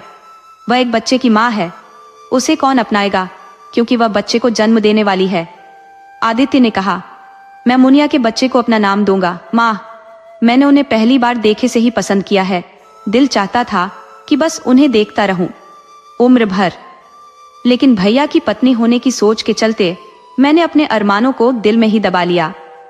अब सच्चाई जानने के बाद मुझे उन्हें अपना बनाने से कोई नहीं रोक सकता। बिमला जी ने आदित्य का हाथ अपने कंधे पर रखकर कहा, बेटा, तू मेरी कसम खाकर जो कुछ भी सोच रहा है उस पर अमल करने से पहले सोच ले। ये लोग अपनी झूठी शान के लिए तुझे भी मारने से पीछे नहीं हटेंगे। मोहिनी शादीशुदा थी, उसके बारे में सोचना भी गुनाह है। आदित्य ने मायूसी से कहा, आपने कसम दी है माँ, इसलिए मैं नहीं तोड़ूंगा, लेकिन आपसे इतनी स्वार्थीता की उम्मीद नहीं थी। आप इतनी स्वार्थी कैसे हो सकती है? आदित्य ने माँ की दी कसम की वजह से मुनिया से और दूर रहना शुरू कर दिया। हालांकि उसके दिल में मुनिया के प्रति प्रेम और सहानुभूति बढ़ती रही। भले ही मुनिया जुबान से कुछ न कहती हो, लेकिन उसकी आंखें हर दर्द को बयान कर देती थी। एक दिन मुनिया अपने कमरे में बैठकर कोई किताब पढ़ रही थी। विमला जी उसके पास बैठकर उसे देखने लगी और पूछा, मुनिया, तुम इतनी गहराई से क्या देख रही हो? विमला जी ने कहा, कुछ नहीं, बस तुम्हें देखकर अपना बीता हुआ कल याद आ जाता है। एक बात पूछूं? मुनिया ने कहा, हाँ पूछिए। विमला जी ने पूछा, अगर आदित्य जैसा कोई लड़का तुमसे प्रेम करता है और तुम्हें इस नर्क से आजाद करके तुम्हारे साथ एक नई जिंदगी बिताना चाहता है, तो क्या तुम उसके साथ नई जिंदगी की शुरुआत करना चाहोगी? मुनिया ने जवाब दिया, पहली बात तो यह है कि आदित्य जी जैसे व्यक्ति को यह जानकर कि मेरा पति मेरे साथ रोज बलात्कार करता है, मुझे क्यों अपनाना चाहेगा? दूसरी बात, माँ, मैं अपनी वजह से किसी की जान खतरे में नहीं डाल सकती। लेकिन आप यह सब क्यों पूछ रही हैं? विमला जी ने कहा, बस ऐसे ही बेटा। अच्छा, ये बताओ, कौन सी किताब पढ़ रही हो? मुनिया ने उदासी से कहा, गीता पढ़ रही हूँ माँ जी, बाबूजी ने दी थी। लोग कहते हैं कि गर्भावस्था में जब हम किताबें पढ़ते हैं तो हमारी संतान पर भी उनका असर होता है, लेकिन मुझे नहीं पता भगवान ने मेरे बच्चे की किस्मत में क्या लिखा है। विमला जी ने कहा, ऐसा क्यों सोच रही हो? देखना, सब कुछ तुम्हारे साथ अच्छा ही होगा। मुनिया ने उत्तर दिया, माँ जी, आप भी मुझे झूठी दिलासा दे रही हैं, जबकि आप भी सच जानती हैं। विमला जी के पास मुनिया की बातों का कोई जवाब नहीं था, क्योंकि वह जानती थी कि मुनिया की बातों में सच्चाई थी। जैसे जैसे प्रसव का दिन करीब आ रहा था, मुनिया की तबीयत और खराब हो रही थी। एक दिन मुनिया तीव्र पीड़ा से कराह रही थी और विमला जी उसके पेट पर गर्म पानी की पट्टी से सिकाई कर रही थी। इसी बीच सुमेर सिंह भी कमरे में दाखिल हुआ। विमला जी ने उसे देखकर कहा, मुनिया का अंतिम महीना चल रहा है और उसे बहुत दर्द हो रहा है, उसे आराम करने दीजिए। सुमेर सिंह ने जवाब दिया, आप बताएं मुझे क्या करना चाहिए और क्या नहीं। इसके बाद उसने मुनिया को विमला जी से अलग कर दिया। विमला जी ने सुमेर सिंह के पैर पकड़कर रुआं से होते हुए कहा, मुनिया को छोड़ दीजिए, वरना वह मर जाएगी। इसके बदले में आप मेरे साथ चलिए। सुमेर सिंह ने विमला जी को धक्का देते हुए कहा, तुम मुझसे क्या उम्मीद करती है? मुनिया में वो शक्ति नहीं है जो तुझ में है, यहां से चली जा। आदित्य बाहर खड़ा था और सुमेर सिंह की बातों से उसकी रगों में खून उबाल रहा था, लेकिन माँ की कसम के आगे वह बेबस था। जब उसने अपनी माँ को जमीन पर गिरे देखा तो वह और सहन नहीं कर सका। वह अपनी माँ के पास आया और उन्हें उठाते हुए बोला, अरे क्यों रो रही हैं आप? ये पहली बार तो नहीं हो रहा। यह कितनी महिलाएं दम तोड़ चुकी है, एक और महिला की मौत से कुछ बदलने वाला नहीं है। विमला जी ने कहा, अब मुझे अपनी नजरों में और मत गिराइए बेटा, न मुनिया को कुछ नहीं होने दूंगी। सुमेर सिंह ने हंसते हुए कहा, तो तू क्या कर लेगी? विमला जी ने बिना एक शब्द कहे तेजी से कमरे से बाहर निकल गई। सुमेर सिंह आदित्य के सामने मुनिया पर बलात्कारी हरकत करने लगा। तभी आदित्य ने उसे जोर से धक्का देकर जमीन पर गिरा दिया। सुमेर सिंह ने गुस्से में आदित्य पर झपट्टा मारा। तभी विमला जी ने बंदूक लेकर कमरे में प्रवेश किया। उन्होंने सुमेर सिंह पर तानते हुए चिल्लाकर कहा, दोनों को छोड़ दो, वरना मैं गोली चला दूंगी। सुमेर सिंह ने आदित्य का गला दबाते हुए कहा, तू मुझे मारेगा? हमेशा मेरे पैरों में पड़ा रहेगा? तुझ में इतनी हिम्मत आ गई है तो गोली चला। विमला जी ने क्रोध में सुमेर सिंह के कंधे पर गोली चला दी। गोली लगते ही सुमेर सिंह की पकड़ ढीली हो गई और आदित्य ने खुद को आजाद कर लिया। विमला जी ने सुमेर सिंह की कुर्ते की पॉकेट की ओर इशारा करते हुए आदित्य से कहा, उनकी जेब में कार की चाबी है, निकालो और मुनिया को लेकर भाग जाओ, मैं इन लोगों से निपट लूंगी। आदित्य ने कहा, माँ, मैं इन दरिंदों के पास आपको छोड़कर नहीं जा सकता, या तो हम सब साथ जाएंगे या यहीं रहेंगे। विमला जी ने कहा, बेटा मेरी कसम है, मुनिया को बचा ले। मेरी जिंदगी में कुछ नहीं बचा, लेकिन तुम दोनों की आगे की पूरी जिंदगी पड़ी है। आदित्य बोला, अगर आप चाहे तो मैं मुनिया को लेकर इन सब झंझटों से दूर चला जाऊंगा। गोली की आवाज सुनकर अमर सिंह और उसके आदमी भागते हुए आए। तभी विमला जी चीखते हुए बोली, अगर सुमेर सिंह को जिंदा देखना चाहते हो तो हट जाओ रास्ते से। डर के मारे सब रास्ता छोड़ने लगे, पर आदित्य नहीं। उसने सुमेर सिंह की जेब से चाबी निकाली और मुनिया को कंधे पर उठा लिया। उसी वक्त बिमला जी सुमेर सिंह पर बंदूक ताने हुए कमरे से बाहर निकलने लगी। आदित्य उनके पीछे पीछे बाहर आया। जब वे घर के बाहर पहुंचे तो सुमेर सिंह की मौत के डर से किसी ने उन्हें रोकने की हिम्मत नहीं की। आदित्य ने मुनिया को कार की फ्रंट सीट पर बिठाया और खुद कार स्टार्ट करके हवेली से निकल गया। सुमेर सिंह अपने आदमियों पर गुस्से से चिल्लाया, ये औरत कुछ नहीं कर सकती, जाओ और उनका पीछा करो, उन्हें मार डालो। विमला जी ने धमकी दी, अगर कोई भी आगे बढ़ा तो तुम्हारा मालिक अपनी जान से जाएगा। सुमेर सिंह के आदमियों ने जैसे ही आगे कदम बढ़ाए, विमला जी ने 2 गोलियां सुमेर सिंह के सीने में उतार दी। सुमेर सिंह जमीन पर गिर गया और किसी की हिम्मत नहीं हुई कि विमला जी का सामना करे। जब विमला जी को लगा कि आदित्य दूर जा चुका है तो वे वहीं जमीन पर बैठ गई। अमर सिंह ने कहा, आज जो तुमने किया उसके लिए तुझे भी गोली मार देनी चाहिए थी, पर तूने सुमेर को मारकर मेरे काम को आसान कर दिया, इसलिए तुझे मौत देने की जगह कैद में रखूंगा। उसने अपने आदमियों को आदेश दिया कि बिमला जी को स्टोर रूम में बंद कर दो और 2 दिन तक भूखा प्यासा रखो। 2 आदमियों ने बिमला जी को उठाया और उन्हें स्टोर रूम में बंद कर दिया। पर बिमला जी को अब संतोष था, क्योंकि मुनिया इस नरक से हमेशा के लिए आजाद हो गई थी। उधर मुनिया की तबीयत और बिगड़ने लगी। आदित्य उसे हॉस्पिटल लेकर गया। डॉक्टर ने जांच के बाद कहा, आपकी पत्नी का बीपी बहुत हाई है, वो बहुत तनाव में है। अगर हालत नहीं सुधरी तो हमें ऑपरेशन करके बच्चे को निकालना पड़ेगा, वरना माँ और बच्चे दोनों की जान को खतरा हो सकता है। आदित्य ने हाथ जोड़कर कहा, डॉक्टर साहब, किसी भी तरह मेरी पत्नी और बच्चे को बचा लीजिए। डॉक्टर ने कहा, चिंता मत कीजिए, हम पूरी कोशिश करेंगे। रात भर मुनिया डॉक्टर की निगरानी में रही और अगले दिन उसने एक प्यारी सी गुड़िया को जन्म दिया। जब मुनिया ने अपनी बच्ची को गोद में उठाया तो उसकी आंखों से आंसू छलक गए। आदित्य ने मुनिया के आंसू पोंछते हुए कहा, बहुत आंसू बहा लिए तुमने, अब नहीं, अब तुम हंसो। मुनिया मुस्कुराते हुए बोली, इतनी मेहरबानी क्यों? आदित्य हंसते हुए बोला, डॉक्टर ने कहा कि तुम और हमारी बेटी बिल्कुल ठीक हो, यही काफी है। मुनिया नाटक करते हुए बोली, नहीं, मैं नहीं समझी। आदित्य वहीं घुटनों के बल बैठ गया और अपनी अंगूठी मुनिया की तरफ बढ़ाते हुए बोला, क्या तुम मेरी अर्धांगिनी बनोगी? मुनिया ने नजरें झुकाकर रिंग लेकर कहा, हाँ। आदित्य ने उसे गले से लगा लिया और दोनों ने मंदिर में जाकर शादी कर ली। उनकी शादीशुदा जिंदगी बेहद खुशहाल थी। मुनिया ने आदित्य के बच्चे को जन्म दिया और उनकी खुशियां 2 गुनी हो गई। वक्त बीतता गया और अब उनकी शादी को 6 साल हो चुके थे। सब कुछ सही चल रहा था, पर मुनिया को एक अपराध बोध परेशान करता रहता था। अक्सर रात में उसे औरतों की चीखें सुनाई देती और उसे विमला जी की आवाज सुनाई देती, जो कहती थी, तू ही इन औरतों को बचाएगी। एक रात मुनिया ने आदित्य से कहा, आदित्य, मुझे गांव जाना है। पता नहीं माँ के साथ क्या हुआ होगा और सुमेर सिंह और अमर सिंह ने कितनी औरतों की जिंदगी बर्बाद कर दी होगी। मुझे अब और नहीं सहा जाता, मुझे गांव जाकर उन्हें सजा दिलानी है। आदित्य ने कहा, तुम कहीं नहीं जाओगी, हमारे बच्चों के बारे में सोचो। अगर तुम्हें कुछ हो गया तो मैं इन्हें अकेले कैसे संभालूंगा?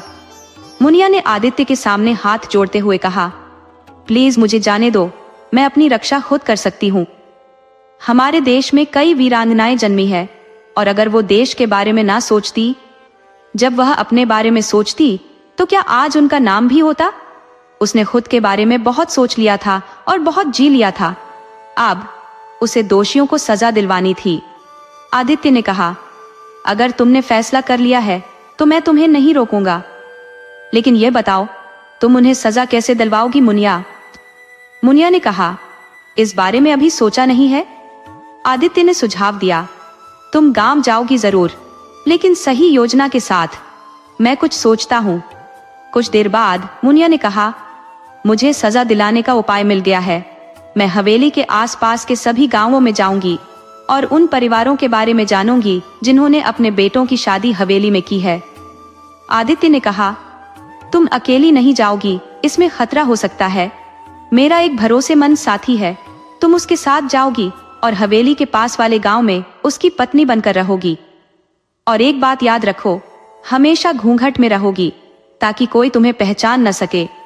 मुनिया ने कहा, हाँ, यह ठीक रहेगा, लेकिन पहले हमें उस कॉलेज में जाना चाहिए जहां मोहिनी दीदी अमर से मिली थी। वहां से हमें मोहिनी दीदी का पता मिल जाएगा। आदित्य ने कहा, हाँ तुमने सही सोचा, मुझे पता है अमर सिंह किस कॉलेज में पढ़ता था। हम एक दिन वहां पहुंचेंगे। मुनिया ने पूछा, फिर देर किस बात की? आज ही हम निकलते हैं। मैं बच्चों को तैयार कर लेती हूँ। आदित्य ने कहा, मैं अपने दोस्त को फोन कर लेता हूँ जिसके साथ तुम गांव में जाओगी। इतना कहकर आदित्य ने लैंडलाइन से किसी नंबर पर कॉल किया। दूसरी तरफ से आवाज आई और वह व्यक्ति आने के लिए तैयार हो गया। आधे घंटे बाद बेल बजी और मुनिया ने दरवाजा खोला। दरवाजे पर खड़ा व्यक्ति ने मुनिया को नमस्ते किया और अंदर आ गया। आदित्य ने उसे देखकर कहा, थैंक यू सो मच प्रकाश। अब मेरी पूरी बात सुन लो, फिर तुम कोई निर्णय लेना। आदित्य ने उसे पूरी कहानी बताई और कहा, इस काम के लिए मैं तुम्हें रुपये 50,000 दूंगा। प्रकाश ने 1 घंटे सोचने के बाद कहा, भाई मैं भाभी के साथ जाने को तैयार हूँ, लेकिन मेरी भी एक शर्त है। मैं इसके बदले कुछ नहीं लूंगा। भाभी इतना पुण्य का काम कर रही है, मुझे भी थोड़ा पुण्य कमाने दो। अगर मैं वहां से जिंदा नहीं लौटा तो मेरे परिवार का ध्यान रखना। आदित्य ने कहा, प्रकाश ऐसा मत बोलो, तुम दोनों में से किसी को भी कुछ नहीं होगा। अगर बच्चों को वहां खतरा न होता तो मैं खुद तुम्हारे साथ चलता और तुम्हें अकेला नहीं छोड़ता। आदित्य ने फिर एक कार बुक की और सब लोग चल पड़े। अगले दिन दोपहर तक वे मोहिनी के शहर में कॉलेज पहुंच गए। आदित्य ने कॉलेज के प्रिंसिपल से मोहिनी का पता प्राप्त करने की पूरी कोशिश की, लेकिन वह तैयार नहीं हुए। फिर मुनिया ने प्रिंसिपल को बताया कि मोहिनी और उसकी बच्ची के साथ क्या अत्याचार हुआ। यह सुनकर प्रिंसिपल बहुत दुखी हुए और उन्होंने मोहिनी का पता देने के लिए हामी भर दी। पता लेकर वे मोहिनी के घर तक पहुंच गए। मोहिनी के घर की घंटी बजाई तो एक 45-50 साल की महिला ने दरवाजा खोला। मुनिया ने मोहिनी के बारे में पूछा तो उस महिला ने गुस्से में दरवाजा बंद कर दिया, लेकिन मुनिया हार मानने वाली नहीं थी। उसने बार बार दरवाजा खटखटाया। आखिरकार उस महिला ने दरवाजा खोलकर उन्हें अंदर बुला लिया। तभी एक अधेड़ आदमी उनके पास आया और बैठ गया। मुनिया ने पहले दोनों को प्रणाम किया और फिर मोहिनी के बारे में बताया। यह सुनकर महिला और पुरुष जमीन पर बैठकर रोने लगे। मुनिया और आदित्य ने उन्हें हिम्मत दी और अमर सिंह के खिलाफ गवाही देने के लिए तैयार कर लिया। फिर वे वहां से निकल गए। मुनिया ने आदित्य और अपने बच्चों से आखिरी बार गले मिलकर प्रकाश के साथ अपने खतरनाक सफर पर निकल पड़ी। मुनिया ने गांव की महिलाओं की तरह कपड़े पहने और प्रकाश के साथ बस में बैठ गई। बस गांव से कुछ मिनट की दूरी पर थी, तभी मुनिया ने गर्दन तक लंबा घूंघट काट लिया ताकि कोई उसे पहचान न सके। जैसे ही बस रुकी, प्रकाश और मुनिया अपना सामान लेकर उतरे। उन्हें समझ नहीं आ रहा था कि कहां जाए, क्योंकि रात जल्दी होने वाली थी। वे गांव के अंदर चले गए। मुनिया को उम्मीद थी कि कोई न कोई उन्हें आसरा जरूर देगा, क्योंकि गांव के लोग बड़े दिल वाले होते हैं। लेकिन हर घर का दरवाजा खटखटाने के बावजूद उन्हें निराशा ही मिली। अंततः वे दोनों पुआल के ढेर के पास बैठ गए। तभी एक बूढ़ी औरत ने उन्हें देखा और पूछा, कौन हो तुम लोग और इस रात में यहाँ क्या कर रहे हो? मुनिया ने कहा, हम पास के गांव में रहते हैं। ये हमारे पति है जो शहर में काम करते हैं, लेकिन मालिक ने उन्हें काम से निकाल दिया। 2 दिन से खाने के नसीब का कोई ठिकाना नहीं था। एक व्यक्ति ने हमें बताया कि सुमेर सिंह के यहाँ हमें काम मिल सकता है। हम बर्तन, झाड़ू, पोछा सब कर सकते हैं। एक वृद्ध महिला ने कहा, अभी रात बहुत हो चुकी है, हमारा घर पास में है, तुम दोनों वहीं चलो, हम कल देखेंगे कि तुम्हें काम कैसे दिलाया जाए। मुनिया ने कहा, ठीक है दादी। वृद्धा ने मुस्कुराते हुए कहा, हाँ, हमारी बिटिया मुनिया और प्रकाश को अपने घर ले आई और उनके लिए खाना परोसा। उसने कहा, हमारे पास इससे ज्यादा कुछ नहीं बचा है, तो तुम खा लो और अपने पति को भी खिला दो। मुनिया ने पूछा, पर आपने खुद कुछ खाया दादी? वृद्धा ने भीगी पलकों से जवाब दिया, नहीं बिटिया, हम शाम को ही खा चुके हैं।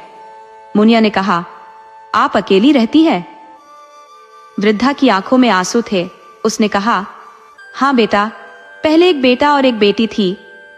एक दिन हमारे बेटे ने कहा कि बहन को अच्छा रास्ता मिल गया है, दहेज में 1 भी रुपया नहीं दिया जाएगा और बहन जीवन भर खाट पर ही रहेगी।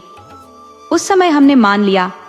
शादी के बाद हमें पता चला कि हमारा बेटा पैसों के लालच में बिटिया का विवाह सुमेर सिंह से कर रहा है।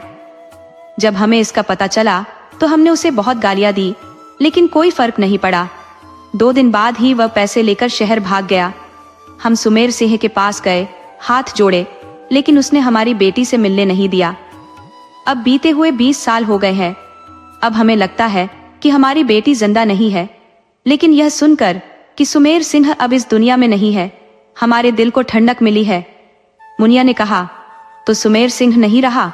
वृद्धा ने कहा, हाँ बिटिया, तुम लोग खाना खा लो। मुनिया और प्रकाश ने भोजन किया और उसके बाद वृद्धा उन्हें एक कमरे में ले गई और सोने के लिए बिस्तर लगा दिया। कमरे से बाहर निकलते ही प्रकाश ने कहा, ये अमर सिंह और सुमेर सिंह सच में राक्षस है। अब मुझे क्या करना चाहिए? मुनिया ने कहा, अब केवल अमर सिंह बचा है। सुमेर सिंह बहुत चालाक था, लेकिन अमर सिंह उसके सामने कुछ भी नहीं है। मुझे पूरा विश्वास है कि मैं अपने मकसद में सफल हो जाऊंगी। इसके लिए मैं हवेली जाकर अमर सिंह के खिलाफ सबूत जुटाऊंगी और आसपास के गांवों के लोगों से भी। मुझे ऐसे लोगों की पहचान चाहिए जिन्होंने मजबूरी में अपनी बेटियों को अमर सिंह से ब्याह दिया था, जिनकी बहू बेटियों की अमर सिंह ने इज्जत तार तार की है। फिर उन लोगों को अमर सिंह के खिलाफ गवाही देने के लिए तैयार करना होगा। ये काम थोड़ा कठिन है, इसलिए तुम्हें सबसे पहले मेरे पापा से बात करनी होगी। जब तुम उन्हें मेरे बारे में बताओगे तो वो मान जाएंगे। फिर उनकी मदद से बाकी लोगों को जागरूक करने की कोशिश करना। इसमें थोड़ा समय लगेगा, इसलिए धैर्य से काम लेना होगा, मुनिया ने कहा। प्रकाश ने जवाब दिया, मुनिया, मैं इसके लिए पूरी तरह तैयार हूँ। भाभी जी, हवेली में खतरा हो सकता है, इसलिए आपको भी हमेशा सतर्क रहना होगा, मुनिया बोली। प्रकाश जी, आप चिंता मत कीजिए, मैं सब संभाल लूंगी। आप भी सावधान रहिए ताकि अमर सिंह तक कोई बात ना पहुंचे, प्रकाश ने कहा। बिल्कुल भाभी जी, अब चलिए सोते हैं। प्रकाश बेड पर सो गया और मुनिया चादर लेकर जमीन पर लेट गई। अगली सुबह दोनों जल्दी उठकर तैयार हो गए।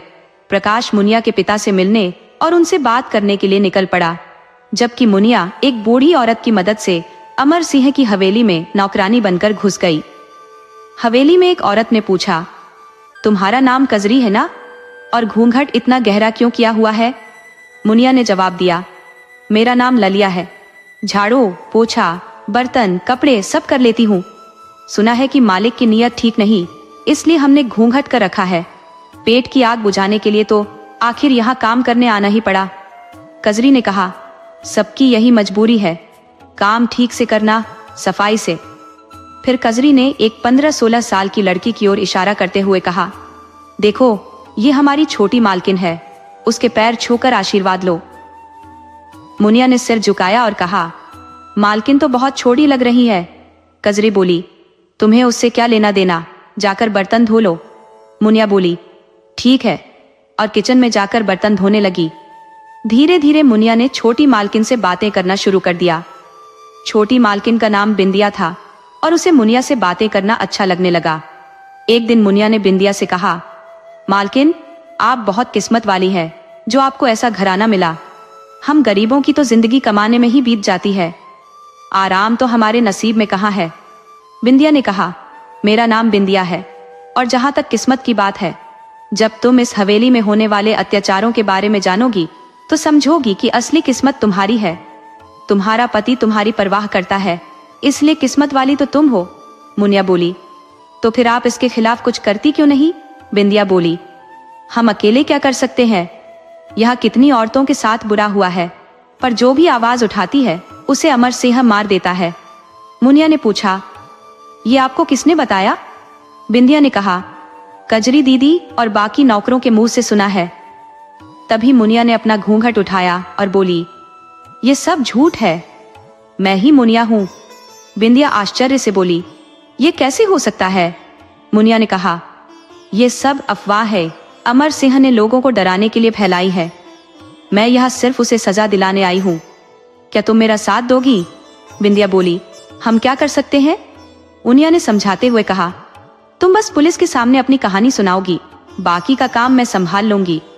बिंदिया बोली, हम तैयार हैं मुनिया दीदी, आप जो कहोगी हम वही करेंगे। मुनिया ने कहा, फिलहाल तो किसी के सामने मेरी असलियत मत खोलना। सही समय आने पर मैं तुम्हारी गवाही का इस्तेमाल करूंगी। दोनों बातें करने में इतनी मग्न हो गई कि उन्हें अमर सिंह के आने की आहट तक नहीं हुई। अमर सिंह दरवाजे के बगल में चुपचाप खड़ा होकर दोनों की बातचीत सुन रहा था। जैसे ही मुनिया घूंघट किए हुए कमरे से बाहर निकलने लगी, अमर सिंह ने उसकी कलाई पकड़ी और कहा, तू मुझसे मिलना चाहती थी। मुझे लगा था कि तू इतनी हिम्मत नहीं दिखा पाएगी, लेकिन तू तो सचमुच साहसिक निकली। खुद को खत्म करने आ गई। आज तुझे तुझी की औकात दिखा दूंगा। मुनिया ने दृढ़ता से उत्तर दिया, तू मेरा कुछ नहीं बिगाड़ सकता अमर सिंह। अमर सिंह मुनिया की बात सुनकर जोर से हंसा और उसे जमीन पर धकेलते हुए पैरों से मारने लगा। तुम सारी औरतों की यही औकात है, समझी? मुनिया ने अमर सिंह को हंसते हुए देखा और कहा, जो करना है कर ले अमर सिंह। मुनिया जो करने आई है वो करके रहेगी। अमर सिंह ने मुनिया की ओर भी बेरहमी से पिटाई की। मुनिया की स्थिति असहनीय हो गई। तभी उसने एक बड़ा फूलदान देखा। उसने साहसिकता दिखाते हुए उस फूलदान को उठाया और अमर सिंह के सिर पर दे मारा। अचानक हुए इस हमले से अमर सिंह चकरा गया और बिंदिया की ओर बढ़ने लगा। मौका पाकर मुनिया तेजी से बाहर भागी, दीवार पर टंगी बंदूक उतारी और कमरे में वापस आई। वहां देखा कि बिंदिया बिस्तर पर पड़ी है और अमर सिंह उसका गला दबा रहा है। मुनिया ने अमर सिंह की पीठ में गोली मारी, जिससे वो वहीं ढेर हो गया। फिर खुद को संभालते हुए मुनिया की ओर बढ़ने लगा। मुनिया ने उसके सीने में एक और गोली उतार दी। कुछ ही क्षणों में अमर सिंह की मौत हो गई और वह मृत्यु की नींद में सो गया। बिंदिया मुनिया के गले लगकर रोते हुए बोली, तुम सचमुच माँ दुर्गा का रूप हो, जिन्होंने अमर सिंह जैसे राक्षस से हमें बचाया। मुनिया ने बिंदिया को अलग करते हुए कहा, हम सब में माता बसी है, बस उन्हें सही समय पर जगाने की जरूरत है। जब तक हम सहते रहेंगे राक्षस हमारे शोषण को जारी रखेंगे, इसलिए खुद लड़ना सीखो। अब मैं पुलिस को फोन करने जा रही हूँ। मुनिया ने हॉल में जाकर फोन से पुलिस को बुलाया और आदित्य को सूचित किया। पुलिस हवेली पहुंच गई और मुनिया को गिरफ्तार कर लिया। बिंदिया, कजरी, हवेली के बाकी नौकर और गांव वालों की गवाही से साबित हो गया कि अमर सिंह गुनहगार था और मुनिया ने बिंदिया को बचाने के लिए सब कुछ किया, इसलिए बिंदिया को बाइज्जत छोड़ दिया गया। इसी बीच आदित्य भी वहां पहुंच गया। कजरी की मदद से बिमला जी को छुड़ा लिया गया। बिमला जी द्वारा बताई गई जगह पर खुदाई की गई, जहां सैकड़ों कंकाल मिले, जिनमें नवजात बच्चों के भी कंकाल थे। ये दृश्य देखकर मुनिया आदित्य से लिपटकर रो पड़ी। सभी कंकालों का अंतिम संस्कार हुआ और उनकी आत्मा की शांति के लिए बिमला जी ने पूजा करवाई। मुनिया को देखकर उसके पिता भावुक हो गए और उसे गले लगकर रोने लगे। आदित्य ने मुनिया की सहायता से बच्चों के लिए एक स्कूल खोला, जिसमें न केवल पढ़ाई बल्कि आत्मरक्षा के गुण भी सिखाए जाते थे। शाम को गांव की औरतों और मर्दों को भी पढ़ाया जाता था। इसके साथ ही ये भी बताया जाता था कि बेटा हो या बेटी, सम्मान की जरूरत पुरुष पर नहीं बल्कि महिला पर निर्भर करती है। इससे औरतों को बेटी होने पर दिए जाने वाले तानों पर रोक लगी। विमला जी की सलाह पर गांव में एक फैक्ट्री लगाई गई ताकि गांव वालों को रोजगार के लिए बाहर न जाना पड़े। आदित्य ने गांव में एक अस्पताल भी खोला, जहां हर प्रकार का इलाज होता था। मुनिया ने गांव की औरतों को आत्मनिर्भर बनाने के लिए उन्हें घरेलू उत्पाद जैसे अचार, पापड़, तिल्ली बनाने में मदद की। जिन औरतों को सिलाई में रुचि थी, उन्हें सिलाई मशीन और अन्य आवश्यक सामग्री मुफ्त में उपलब्ध करवाई। एनजीओ उनकी बनाई चीजें और कपड़े शहर में बेचने में मदद करने लगे। मुनिया के प्रयासों से गांव वालों की जिंदगी में बदलाव आया। विमला जी और बिंदिया जैसी कई औरतों ने भी खुद के लिए लड़ना सीख लिया। गांव की प्रगति देखकर विमला जी ने मुनिया का माथा चूमते हुए कहा, तू सच में भाग्यशाली है मुनिया, तूने जो कहा था वो कर दिखाया। अब सभी लोग खुशी से अपनी जिंदगी जी रहे हैं। मुनिया और आदित्य के परिवार में खुशी और संपन्नता लौट आई। बिंदिया को भी उन्होंने अपने साथ रख लिया और एक अच्छे लड़के की खोज कर बिंदिया का विवाह करने की योजना बनाई।